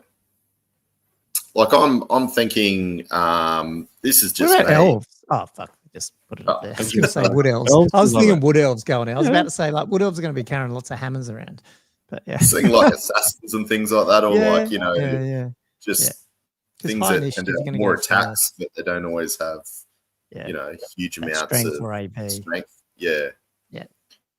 But I reckon it's pretty good. So this is the spectral weapon. So Well, there you go. Yeah, there you go. yeah, that's true. Our audience is telling us what we 36 hits. Yeah. I really need to clarify how the special doppelganger works these days. Yeah. What's the next one? So Hellforged Axe. In the midst of battle, smoke, billows, and flames burst from the glowing blade of this fell weapon for 30 points. This is a +1 strength, -1 AP, armor bane 3, flaming, and magical attacks. Yeah. Armor bane 3 is pretty fishing nuts. for 6s, but yeah, when you get it, Yeah, 30 points. I don't know. For the same cost as that, though, Sword of Sorrow. Which is a very confusingly named cool. weapon. I'm just going to keep going. This is a missile weapon with a range of 30 inches, strength 5, AP -1, armor bane 2, magical attacks, multi-wounds 2. The Sword of Sorrow is a magical weapon. It cannot be used in combat. No ward or regen saves are permitted against wounds caused by the Sword of Sorrow. Wow, like that's the next level. I think we'll see that quite a lot. Yeah, especially for 30 points. For 30 points. I think some of the characters have got a relatively high BS. They can make use of it. I think you'll see it running around. Especially 30 inches. I mean, yeah. 30 inches is a nuts range, actually. Now this is the ones that were cut off, and I don't know if it was just if I hadn't scrolled in enough or... No, they were cut off. Oh, okay, but I do have the proper list here that someone wrote out. But yeah, if we get stuck, maybe I'll cover this too then quickly, which is the levitating shield. Yeah, 25 points. A shield which can be used alongside a weapon that requires 2 hands. It's inventory only. So that was just the summary. I was just reading after another one. So basically you get a +1 save for 25 points if you've got a 2-handed weapon, basically. And the modeling opportunities, you can have like this little shield just hanging out the front of the guy somehow. That'd be cool. Yeah, that would. Oh yeah, Waywatcher. Yeah, is that going to bring the Waywatchers back? Yeah. Ironically, throwing a sword. But anyway, and then we also have the Trailblazers Hubik, or however you say it, Halbik. It's infantry only. The trail, I can't bloody read. I'm just going to go to this one. It's a 20-point heavy armor, gains move through cover and scout. Infantry only for 20 points. Move through cover and scout. 20 points. I think scout's good because then you can deploy something with scouts that won't usually be able to. That's the way I look at it as being good. Yeah. Yeah, fair enough. Can I just clarify? So what I was thinking about with the special doppelganger, I think it was that thing about, wasn't it? So the FAQ was about whether it can benefit from a magic weapon that allows the wielder to only make a single attack, but then multiply it into the 2d6. Right. Yeah. Okay. So I think that was that hammer that the Empire had. That was like strength 10 or something ridiculous. So I think it was just that. The Ogre Blade's still okay. Yep. Okay. Anyway, as it were. We'll do talismans then. One's called the Icon of Fortitude, 35 points. Immune to multi-wounds, infantry and cav only. You can't put it on chariot, but immune to multi-wounds, which is actually really cool when you don't have many wounds. It is. Yeah, it's 30. Now I was looking at this. So the because Bretonnia have this item. Yep. For 25 points. And I do always take it for 25 points. Is it a talisman as well? Probably. Yeah. It would be. I'm pretty sure it's a talisman. Let me think. Yeah. No, it is. Syrin's Locket is a talisman. So yeah, it's pretty much the same item. Yeah. I mean, it makes sense. I'd love to try, like in a wild herd list. I'm like, that'd be awesome to put on the Doom Bull and stuff as well if you had the points, because he's got more points. He's got like 125 points of magic items. Because he's as tanky as a dragon. He just doesn't have the wounds. But suddenly, you go, well, now immune to multi-wound. Sort of problem is getting him into combat. But anyway, yeah. Cool. Ironhide Talisman, 30 points is... I'm just reading a summary because it's half cut off, so sorry if you're confused. But enemy must reroll all natural to wound rolls of a 6 versus the model in melee shooting. Oh, this weird one, infantry only. Oh, any successful roll to hit. Hang on, so this is the one that says models whose infantry troop type is infantry. Any enemy model makes a successful roll to hit against the bearer. During the shooting, all combat foes must reroll any rolls to wound of a natural 6. So if they get hit, they can't get like killing blowed. Is that how? It's pretty unlikely. Yeah, it's much less likely to get killing blowed. Yeah, that's essentially the effect. Yeah, it's written really strange. Yeah, because like what? It's a very long-winded way of describing it, but I guess you have to try to, because it even specifies it doesn't work against attacks that don't hit, that don't roll to hit, that hit automatically. I mean, so if they hit automatically, then this. I guess it's not just killing blow, but then it's also the armor bane. So like if you just wrote no killing blow, that you can still armor bane them in combat. And is it still a chance of getting killing blow though? Because they have to re-roll the 6. Yeah. No, I know. Yeah. No, you're right. Yeah. No, you're saying it might have been easier if it was just straight up reroll to killing blow rather than wounds to of a natural 6. I'm just trying to work out if it doesn't work against natural, like automatic hits. The only way isn't the only way you're rolling to wound is you've already hit. Why are you looking at a headache? No, because what do you mean? Like you're rolling to hit and then to wound, but if you automatically hit like a cannonball or a magic missile, you don't roll to hit; you just roll to wound. But they've already got that down the bottom that the magic item does not work against attacks. I think it's just to clarify that. Oh, yeah. But in that case, you've just added 2 sentences when you could have just added the 1 sentence and just said, reroll natural 6 doesn't work against. Yeah, I don't know. It just seems very weird. But anyway, that's all well for you. Love it. That is. Cool. Magic standards. Banner of the Steadfast. Ooh. 50 points. Go, Josh. Better do it. Yep. Cool. Banner of the Steadfast. Woven into the bright fabric of this banner is a scene of unimaginable gallantry, a scene that serves to inspire those who fight in its shadow to hold their ground no matter the odds. That's not very themey for this book. All this stuff is supposed to be chaos stuff, wasn't it? Models whose troop type is infantry only. Should a unit carrying the banner belong to the losing side of a combat, it can fall back in good order, even if the unit strength to the winning side is more than twice that of its own side. For 50 points. That sounds really cool in concept, to have that immunity to the situation where you find yourself where you're massively outnumbered. It's a lot of money to spend on a situation that ideally you don't want to be in unless you were playing into it, unless you knew you had a very small unit that was going to be outnumbered quite easily. Again, I'm just trying to think of why you're putting that in your list in the first place. That's a lot of points. The only ones that the ones that only because I've been playing them lately. Well, I haven't been playing these models lately, but Beastmen, where you've got a lot more monstrous infantry or something like Minotaurs or Ogres, where you're probably always going to be outnumbered. I feel like that might be interesting. But again, there's something wrong with spending 50 points on something that, in a situation you don't want to be in, which is a bit weird. It is. But if you're getting ground down as well, you're still going to stick around, aren't you? Because you don't have to use it on the first time. No, it's you not lose. like, that's true. Yeah, can't. Yeah, I thought you can pick when you want to use it, sort of thing. Yeah, because we can do it all the time, can't you? Yeah, so you can. Yeah, that's right. Yeah. What I'm picturing is you got this banner. You're like, yep, great. I'm way outnumbered. I've lost combat, but it's okay. I'm not gonna break automatically. I can still have a chance I fall back in order. And you roll those 2 dice, and then you break anyway because you rolled above your leadership. And you're like, well, that was a waste of 50 points. Well, yeah. Yeah. Should have been 50 points on not losing the combat in the first place.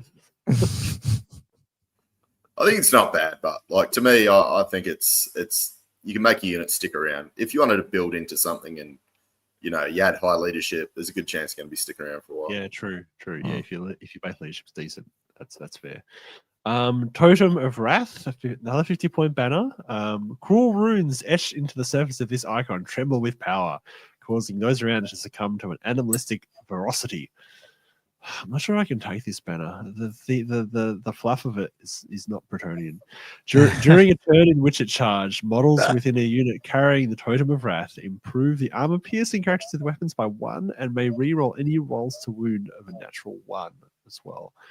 Incredible banner. My God, all the models. So when this is a cav banner for sure. And it's all models in the unit. So the mounts assumably are getting the benefit of this as well. What about is there any archery units and stuff and handgunners that can take 50-point banners? Because that seems pretty cool as well. If they charge. It's only if you charge, isn't it? Yeah. Oh, fuck, I missed that.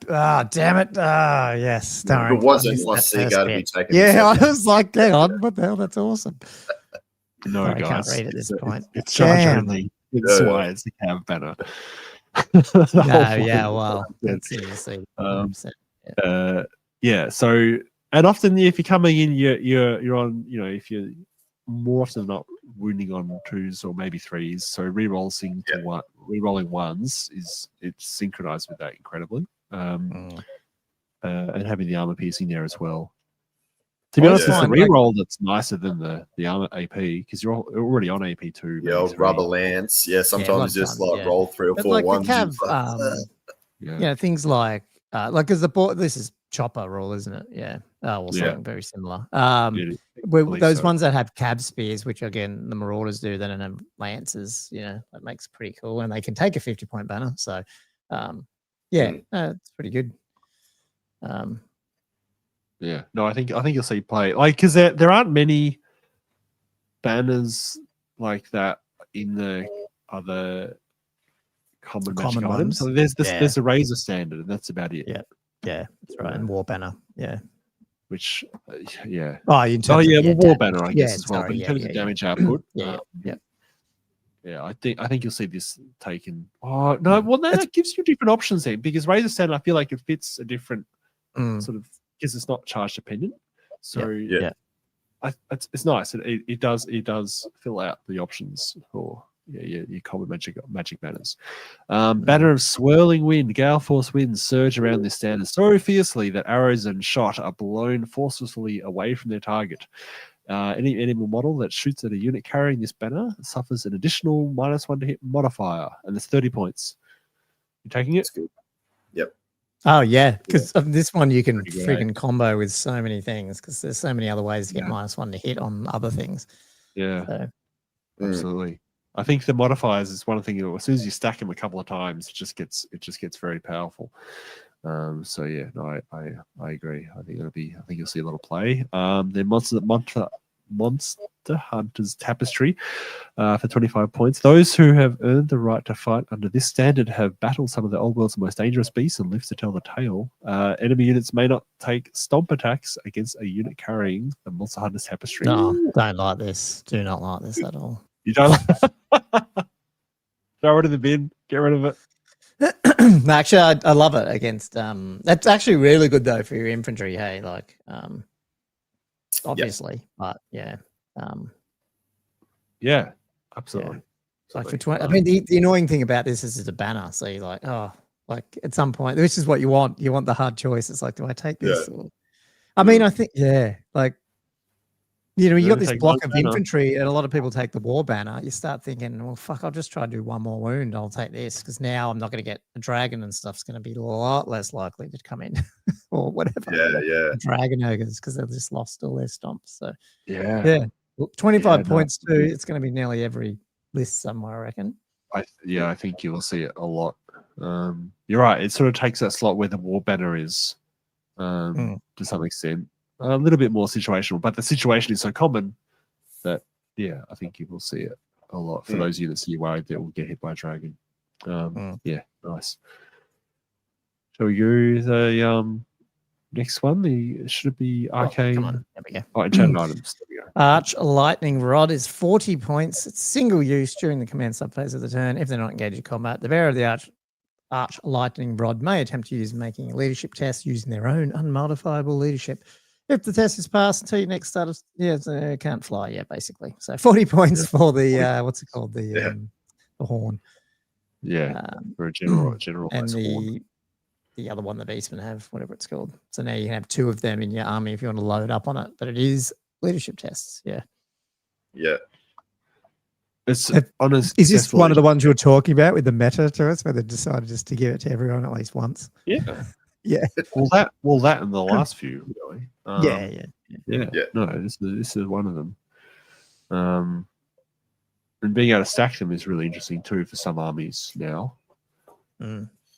Like that, you've got multiple. You've got a horn, you've got the lightning rod, and that type of thing too. And did Cathay have one? Was it Cathay? Yeah, I think so. Yeah. They have a banner. I think. Shit, isn't Cathay's all the time or something now, and that thing hasn't been comped like the others yet, or something? Because they haven't had an FAQ yet. Isn't it that one? I can't remember. Anyway, Potion of Fervor is 30 points, single use. During the command subphase of the turn, the bearer of the Potion of Fervor can consume it. Thanks. Until the end of the turn, the model has a plus D3 modifier to its attacks characteristic. That the model can only consume a single potion of any type per command phase. So you can't load it up with your other ones like your initiative one or whatever it is, or speed or whatever. Yeah, speed one. Or toughness, I guess. So it's only ended that turn. So they're all the same. You have to get a charge off, but no, pretty good. Yeah. Wait, hold on. Wait, so when it says note that a model can only consume a single potion of any type per command phase, does that mean any potion of any kind? Yeah, because that's the word, like the word strength or potion is not a toughness. key. But So, you can't, so your speed and stuff, you can only take one. Yeah. Was that clarified before that? Was this the first time it's been clarified? No, and a lot of them, no, I think so. No, I don't think it's been clarified. I think it's just because it's not mentioned in any of other potions. No. Yeah, so you can take the others. This is just for this one. Probably just to stop those combos. Yeah, just fine. But it says of any type, right? So a single potion of any type per command phase. So it means, you can only have one potion per command. I see what you mean when you read it. Yeah. Because it literally says of any type. It's not saying can only consume this potion. Yeah. Yeah. So we try to broaden that.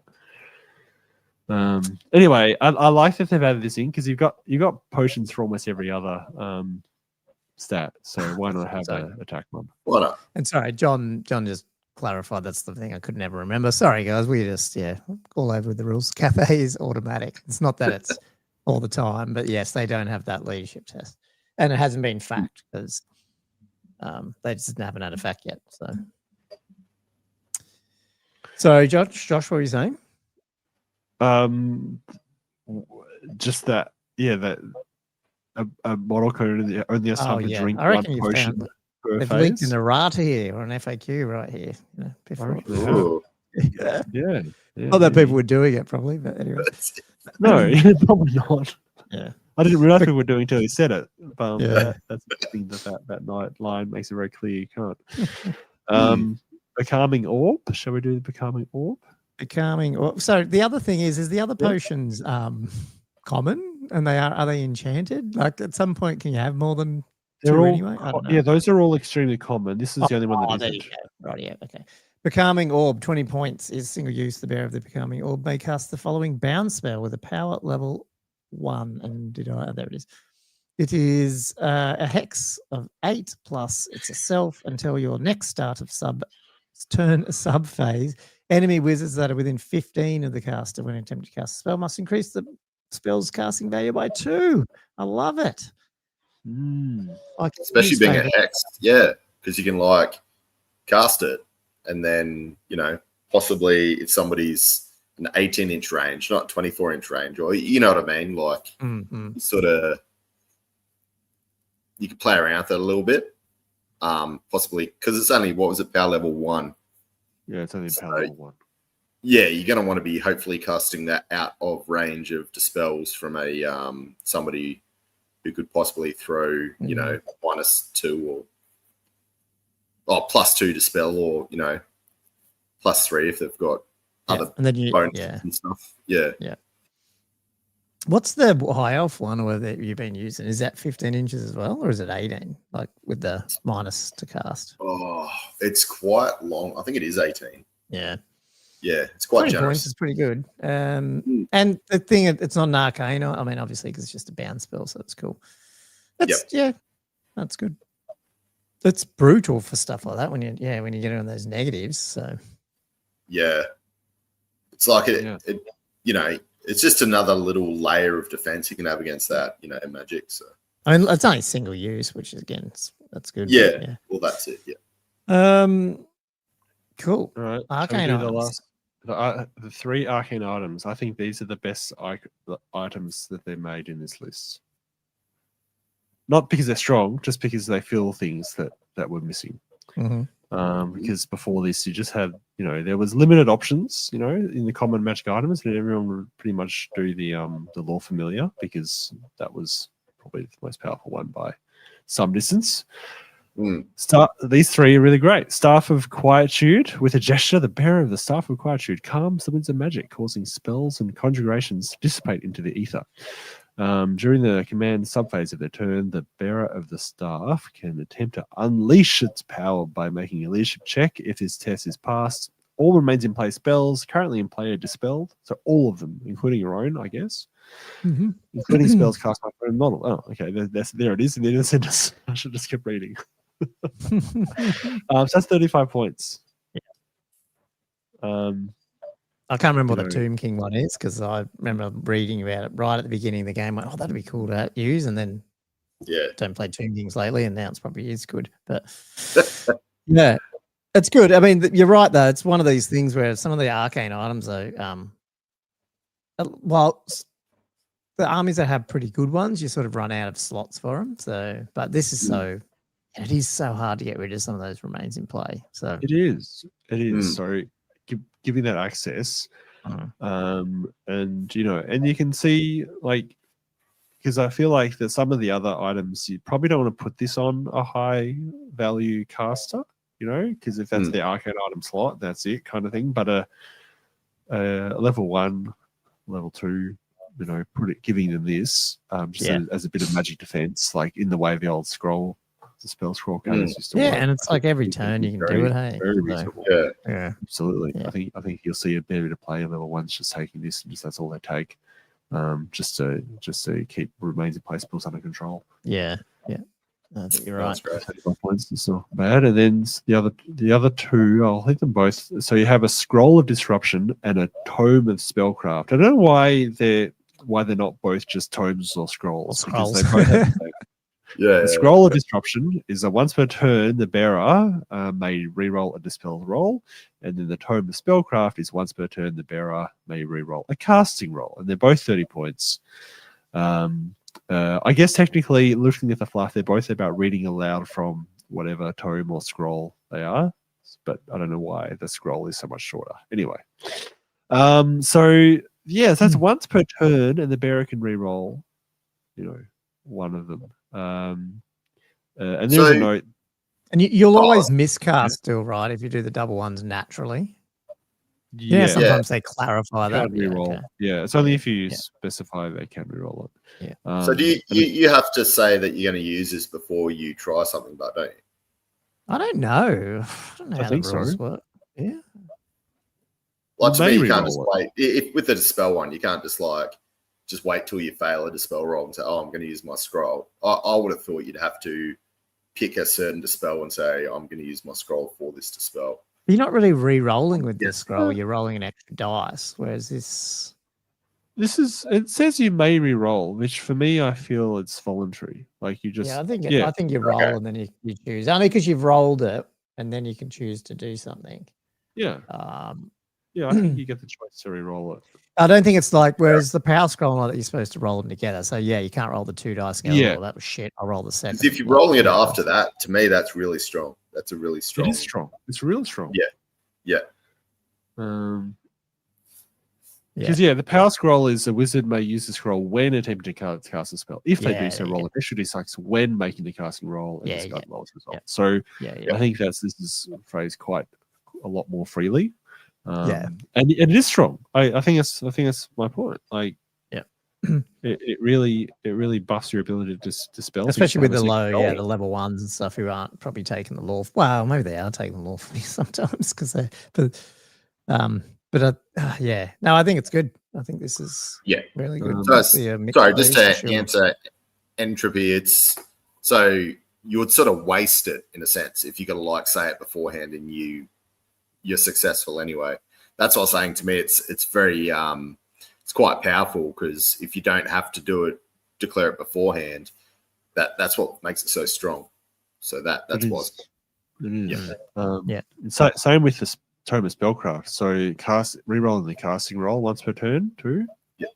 Incredible, right? Like makes it so reliable to get the spells off. Now the question is, do you take, if you've got a high level caster, you taking, and you don't have any other sort of army rules bonus of things, bonuses, like items that you take normally, are you taking Tome of Spellcraft over Lore Familiar? Like in terms of just, well, it depends on your lord, isn't it? Because most of the time, it depends on if you have one particular spell you really want. I think if your lore is pretty flexible, you don't mind too much, or you've got, a few different ways you could use it. I feel the spellcraft comes in. Yeah, that's the thing. Like the thing is, if you've got one good, so it's the sig spells. If you've got really good sig spells, especially in your own laws, and you're potentially spamming, again, I'll go to the Voltide thing. You got lots of little level ones, and you're not playing Wild Herd, or maybe you still want, even when you got Wild Herd, you only get a couple of plus. You can roll a shitty Voltide still. Whereas being able to reroll once per turn on that shitty level one who has got Voltide, I think it's probably power scroll. So I feel like this is almost an auto include. That's what I don't like about these two. Maths about? At least it's only one, and you're not like spamming it everywhere. So you think it's auto include? Like people won't take Lore Familiar anymore because they want Tome of Spellcraft? I don't think it's an auto include on a Lord level. Not on Lord level. I was thinking on level 1 or 2, you could have it just like a. Which one? The spell caddy guy, or the staff, the Quadru staff, or the scroll. Well, either or. I think they're both really good. They are good. Yeah, no, I think they are good. I think for a Lord level caster, I feel like there's play for Lore Familiar still, or Spellcraft, or other stuff. But I like that you've got a choice there to be made now. Really, it's not like Lore Familiar is being usurped, and it's not like this is worse either. Like I feel like depending on the context of what you want from your caster, it gives you an interesting choice to make. But take the again, because I've been playing them. If you take the Wild Herd, where you're generally taking 2 level 4s or 3s, like you say, you got 2 Lord levels. Having one of them here as a defensive guy who's also getting +2 bonus to dispel, and then he's re-rolling it every turn. That's a good defensive fucking magic dude. He just sits there going, "What did I roll? No, I'll re-roll that one. Plus 4 to dispel on that as well." That is pretty nuts. Yeah, and I've got the bound spell. It's very strong. You're 2 extra to cast. Yeah. Yeah. So I think you're right. I think it's almost like the dispel might be more useful on the bigger one, and then the reroll cast might be better on the smaller guys who are just trying to fire that one little spell off. You know? Yeah, little magic missile caddies. Yeah, that's a good way to put it. Yeah. Yeah. No, I think that's interesting. The cool thing is they're common, so everyone has access to them, and it's just going to be interesting to see how it changes things. And they didn't make for all the new common items. They made none common, so hopefully they learnt the lesson that they're going to have to, stamp out the wand of jet. Sorry, I keep calling it wand of jet. Ring of jet, is it? From Cathay, the common one. Yeah. Awesome. Cool. Oh well. No, it's good. I think it's one of these books that, at least they're trying different stuff, and we got new things that it's not just. I like that these Arcane journals have a little bit of stuff for different people, so it is interesting. Yeah. I have no idea where they're going to take it in the long run, but I'll enjoy it while it's here. So there's nothing that's like stupid game breaking. Like you've just got Ogre Blade when that came out. That was like literally, that was a bit of a. Do you feel it's dropped off a bit? Like, what, Ogre Blade? has that 75 points pushed it away or opened up some other builds occasionally? Or is it just that you don't see as many dragons and even Bretonian? Not so much nerfed, but, Cathay. Like some of the, sounds bad, but some of the players who were playing Bretts and stuff might be playing Cathays and the vampires. And, like people move around them over 18 months, pretty natural. So, you know what I mean? So is it more that? Yeah. So, I'm still running it. Yeah. And I still haven't played it. Still have not used it in the game. Maybe I'll get through the whole. That's why I probably don't have a good win rate, because I just don't ever see. I don't know. I haven't played the Ogre Blade. So cool. On the whole, it's a pretty good book, isn't it? Like, Yep. And it's got a slow grow thing in it. We haven't even seen that yet. Oh, that's I didn't notice that. I reckon me and Andrew are going to start it as of next weekend, whenever it is. The pace of the books is a bit terrifying because, they're, like if you're following it month to month, it's okay. But if you're coming in and you're trying to learn what you're doing, it's terrifying. Or if you're trying to paint an army and then another army pops out. Oh, God. Yeah, it's a lot. A lot. It is. But overall, I feel like these are improvements to the game and improvements to the Marauder rule set. So I'm keen to see the effect it has. I like that. So maybe I have taken an Ogre Blade because I've taken a lot of Hag Tree fetishes. That's it. No. I agree, man. I don't want to complain about the pace of releases. It's good that we're getting stuff. It's just, I'll put up some work in progress. Was it Forsaken Darkness? It was supposed to be painting bases, but got distracted by putting these two together. Classic. Classic chaos. That is so good. Beautiful. On Tactical Rock. Yep. Love it. Shall we do the Patreon questions? Yes. The first one. Question for the boys and other patrons. Amazon Prime has given you the green light and budget to make Gotrek and Felix full-length feature film with a view to more films in the future. Who are you casting for our two leads, and which story are you telling, Andrew?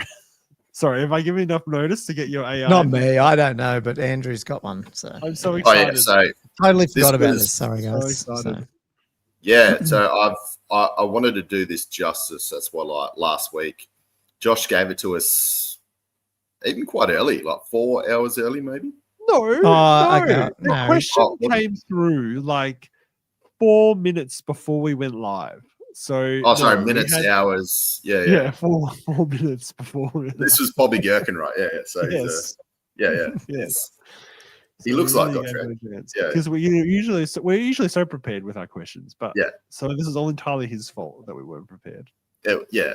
But sorry, I want to do it justice, and just for Bobby as well, being a ex-grunt who can drink a beer, I felt like I owed him, doing a good job of this. Sorry, I'm trying to add because I've got a few pictures in here because there's something I added to it as well. Says, Andrew's mind functions such that 4 minutes feels like 4 hours. I think that's complimentary. That's complimentary because it's like it's your mind moves so fast that such a small amount of time is hours long. Yes. I mean, it could have been the other way. Hang on. Where's my window? As we try to struggle our way through the technical. Here we go. No, I'm showing it now. All right. Can you see that? Here we go. Yep. It's coming out at the bottom. Let's add it. Yep. Sorry. So we'll add this now. I'll go into it. What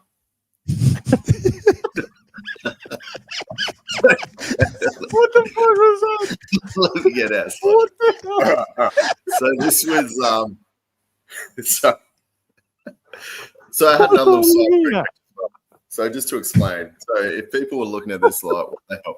So we were talking last week about monoliths and just as a normal subject, and then we started talking about shapes made out of clay, and then we got into the conversation about Ghost, the movie. And Josh, had you not seen Ghost?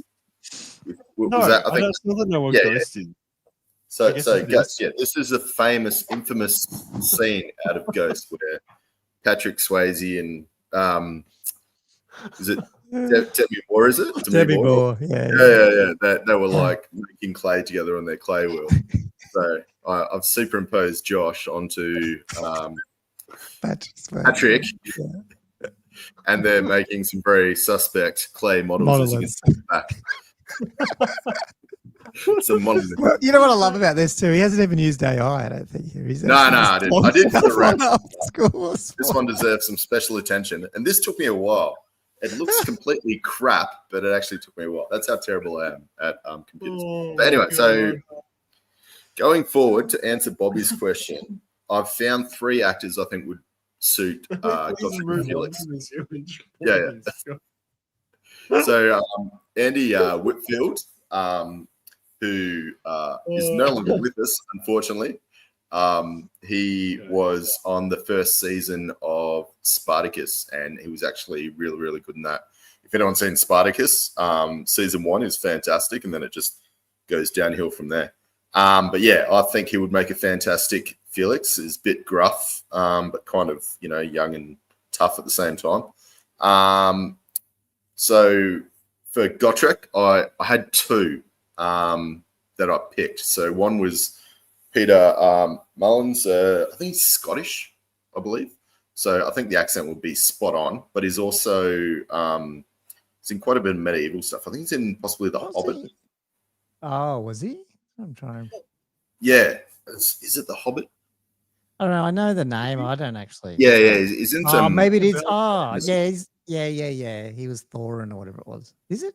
No, I don't know. Whatever his name. No, it's not Thorin or anything. But the next guy was Graham McTavish. He was well. Yeah, so he was not Barlin. It was the other guy, the tough guy. Trying to remember. But anyway, he's also in The Witcher. And he also is a very gruff sort of, he's got that face. So I think he would also make a fantastic Gotrek. So yeah, 2 Gotreks. I couldn't work out which one would probably make a better Gotrek. And Andy Whitfield for Felix. Wow, that's good. Way more prep than I didn't do any. I don't even know. Andy Whitfield. Awesome. Okay. Those AI renders are great. Dwalin. Yeah, okay. Wow. Nice Right. Sorry, I'll just before just so everyone. Do you reckon they've ever like as a dwarf person, just as an aside, like follower, Andrew? Has any movie really done justice to dwarves, you reckon? Because I feel like even those Lord of the Ring ones and like I don't know, they made them comical almost, or I don't know. I just feel like they're not how I envision the Warhammer. They sometimes look it. But especially like the hall in the Lord of the Rings movie, Fellowship of the Rings, like totally right up the alley of dwarves. But I feel like how they've portrayed, I don't know, they end up being these comical things. I know in this scenario, probably it still would be like Gotrek would be sort of funny, but not, if you know what I mean. Yeah. Like just Yeah. I think in the Hobbit, but because the Hobbit's kind of like a kid's book, so like yes, that went just it was to this 11 weird on that port stuff. Yeah. from being this And real they're kids quite book. agile. Dwarves are very agile in those movies. But I just don't Yeah. think They can ride a barrel down a raging torrent of water. Yeah. Okay, so I just generated an image just while we were talking about Yes. some. See, it takes you like Bring 2 it up. seconds. I'm here all day trying to sort this shit out. I'm not techie. I'll try to zoom in. Hey. Oh, I can't zoom in. It's not zooming in. What is Yeah. that? It's Hugh Grant as the poshy.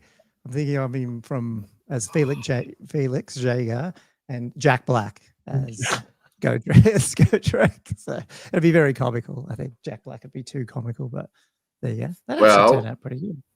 If you want to give me 2 seconds, we can continue with the questions. And I made a comical one as well. Did I show you guys that one? No, No. I haven't seen the other one. All right, hang on. Let me use some technology here. Keep going. Well, I'll bring I've it got up. a couple of questions. Do you want me to hit the next question? Yeah, you keep going. That's fine. I'll Okay. bring it up. All right. Because Sean, it's a pretty good question. That bears a bit of discussion. And I sort of tried to give you guys a preview for this one. Would hidden lists work well in Old World, or are there too many gotcha mechanics built into the game? I think it would work because Think? I don't reckon there's that many. I reckon we're getting to the point where things are a bit too predictable. So, like, you know what I mean? Like, you could have when you're charging in with your Bretonian, I'd probably know what you got. So having it hidden might actually make it kind of interesting. Because then I might not be taking the normal stuff. Yeah. Like, yeah. I don't know. Like, I feel like, is there that many gotchas? Like, like the old one when it was like what was it, like the Van Hell Spectralum and all that shit. Is there actually that many gotchas? Yeah. No, Maybe I it agree. doesn't. I don't think there are. I don't know. Maybe it's because we're just used to knowing what the lists are, so we don't see the gotchas anymore. Like, I think it would work because we've had right. open lists for so long. It'd be actually interesting to take it away again because now you're used to seeing certain armies with that, and then you go, cool, now I can play around with the idea that I might have it. I might not. Yeah, like that. I think that'd be pretty cool. Like, I'd definitely try that if they did that at a tournament. It's just a little bit hard to police for tournaments sometimes, and it's probably better on normal games, Or you do a tournament where you're allowed to switch your magic items around per game because that way people can't tell their other opponents that, that dude's got this on it.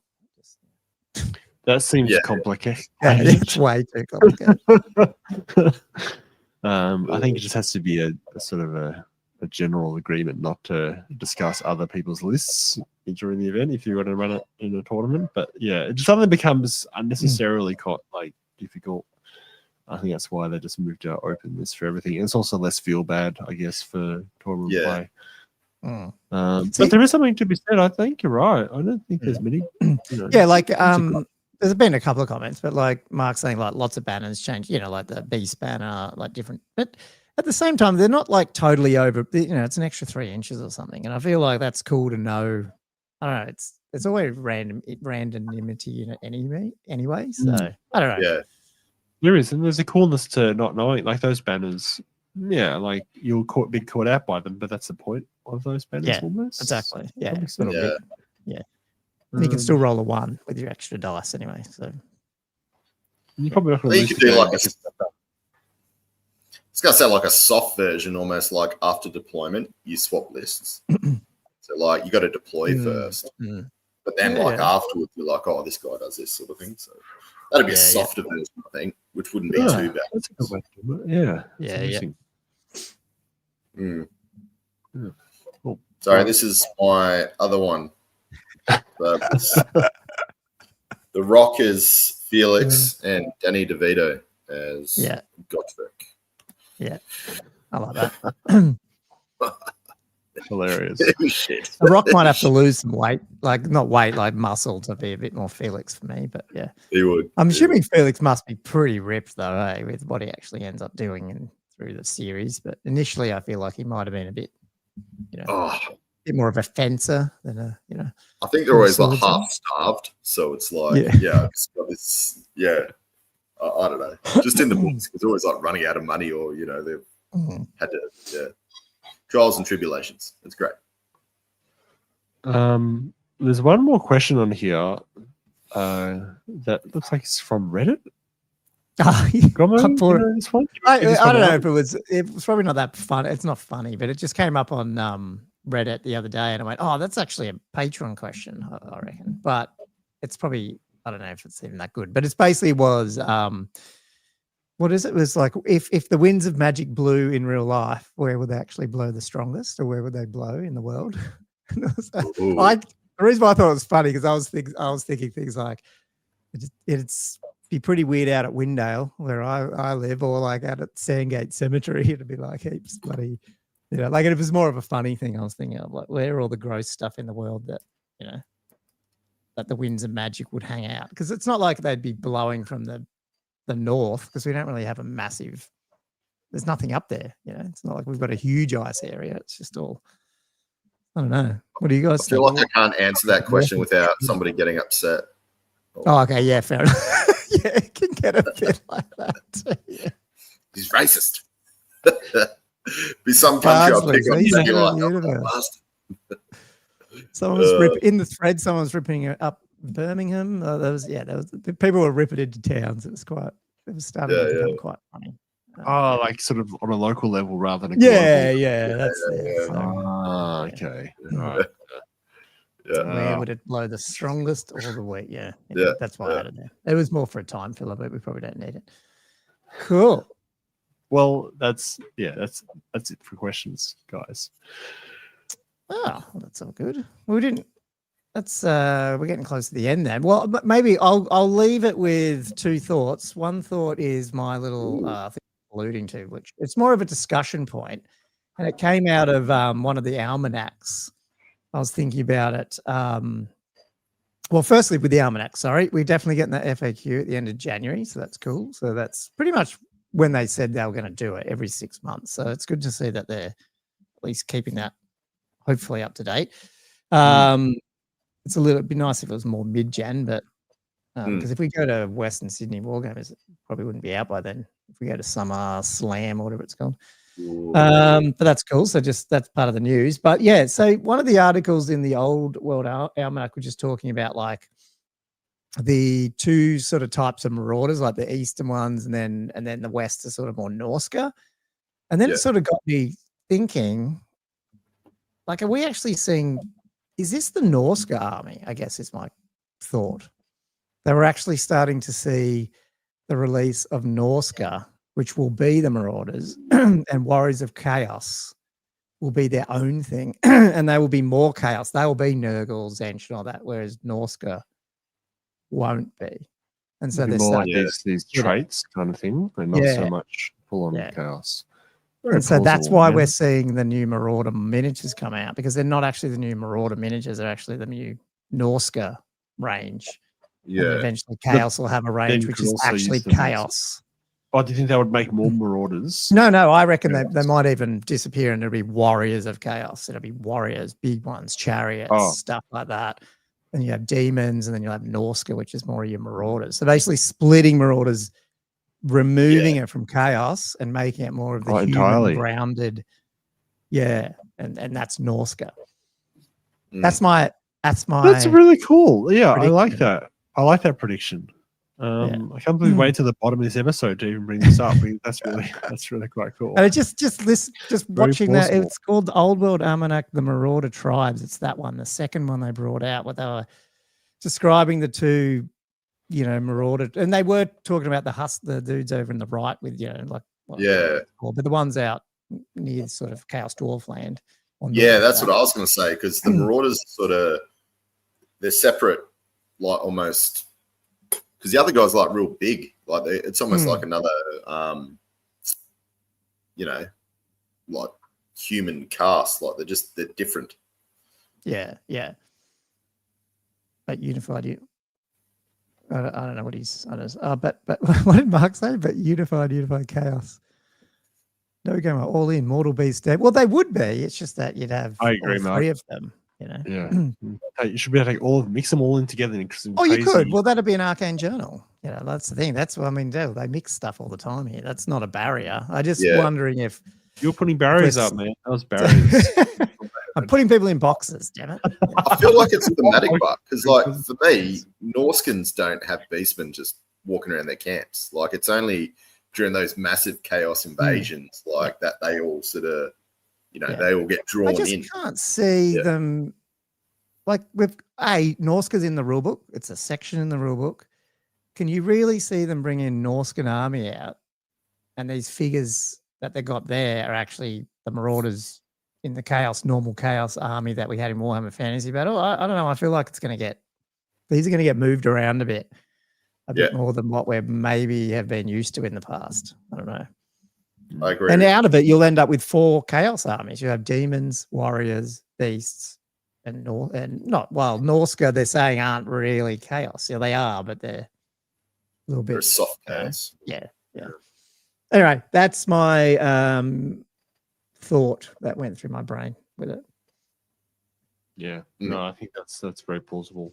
And they could end up bringing a whole new range for him, which would be sick. It also means they could do a box set where they don't have to fill it full of core boring shit. They could actually have some cool stuff in it because you already got the core. It's already out. So, I don't know. Who knows? Cool. These are fun worlds, Josh. Hey? Ooh. Oh, John. And Cole Slanesh, it's fake news.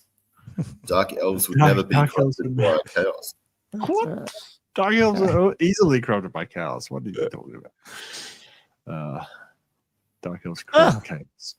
Got to another end of an episode there, people. Oh, and I guess the only question is, Andrew, I'm assuming you pre-ordered everything because you're getting your chaos army going. Caveat on that. So I was talking to somebody I used to work with, and they did mention I'm trying to remember what it's called. What are Good Games in Maitland turn into? I can't remember the name, but they changed it. Yeah. What it was, yeah. So I know he was doing beforehand. Where you a bit of a small market. So I was interest. Yeah, so I've reached out to him just to try and spread the love, the support. Because you're not only supporting GW, you're supporting like these local gaming stores. Yeah, so I just figured I might. Frontline's great, but I mean, I go there every day and I can't get a park. It's chockers. So I'm sure spreading the monetary love might help. So anyway, I'm waiting to hear back from them. But yes, I will be getting, because it's been, I mean, just for those who have lasted this long, and I don't know, Josh, if you saw, but it's been selling out. Like maybe not in Australia, but it's sold out in a lot of other regions. It's so good. So good. Yeah. Very interesting. Yeah. They're great. They're really nice models. Yep. Cool. Okay. Well, that's 120. There is a chance we might have to move our podcast next week. Maybe to the Sunday. Oh, yeah. When we're doing Sunday or something? Yeah. Is that okay, every listeners? I am going to get my face cut up on Monday a little bit. So, terrors of being white and living in Australia and hanging out in the sun. So, anyway, and it's going to be right there. And I just know it's going to be on my. It'll be right for, in 2 days, but it'd just be annoying to be wearing these. So anyway, and plus, I have a big bandage on my head for a couple of days. So not the greatest TV streaming look. But so we'll be here on Sunday night, Australia. So if you catch us then, that's really cool. Otherwise, watch the replay, which everyone loves to do. So anyway, I'll let you all get to bed or get to work or whatever you're doing. Thanks for listening to another Old World Fanatics episode 120. Please support the show, like, subscribe, leave your comments, and if you feel so inclined, jump over to Patreon and support the show. We really appreciate it. Until next week, keep painting, roll some dice, and we'll catch you on the next show. See you guys. Right, see you guys. Ciao.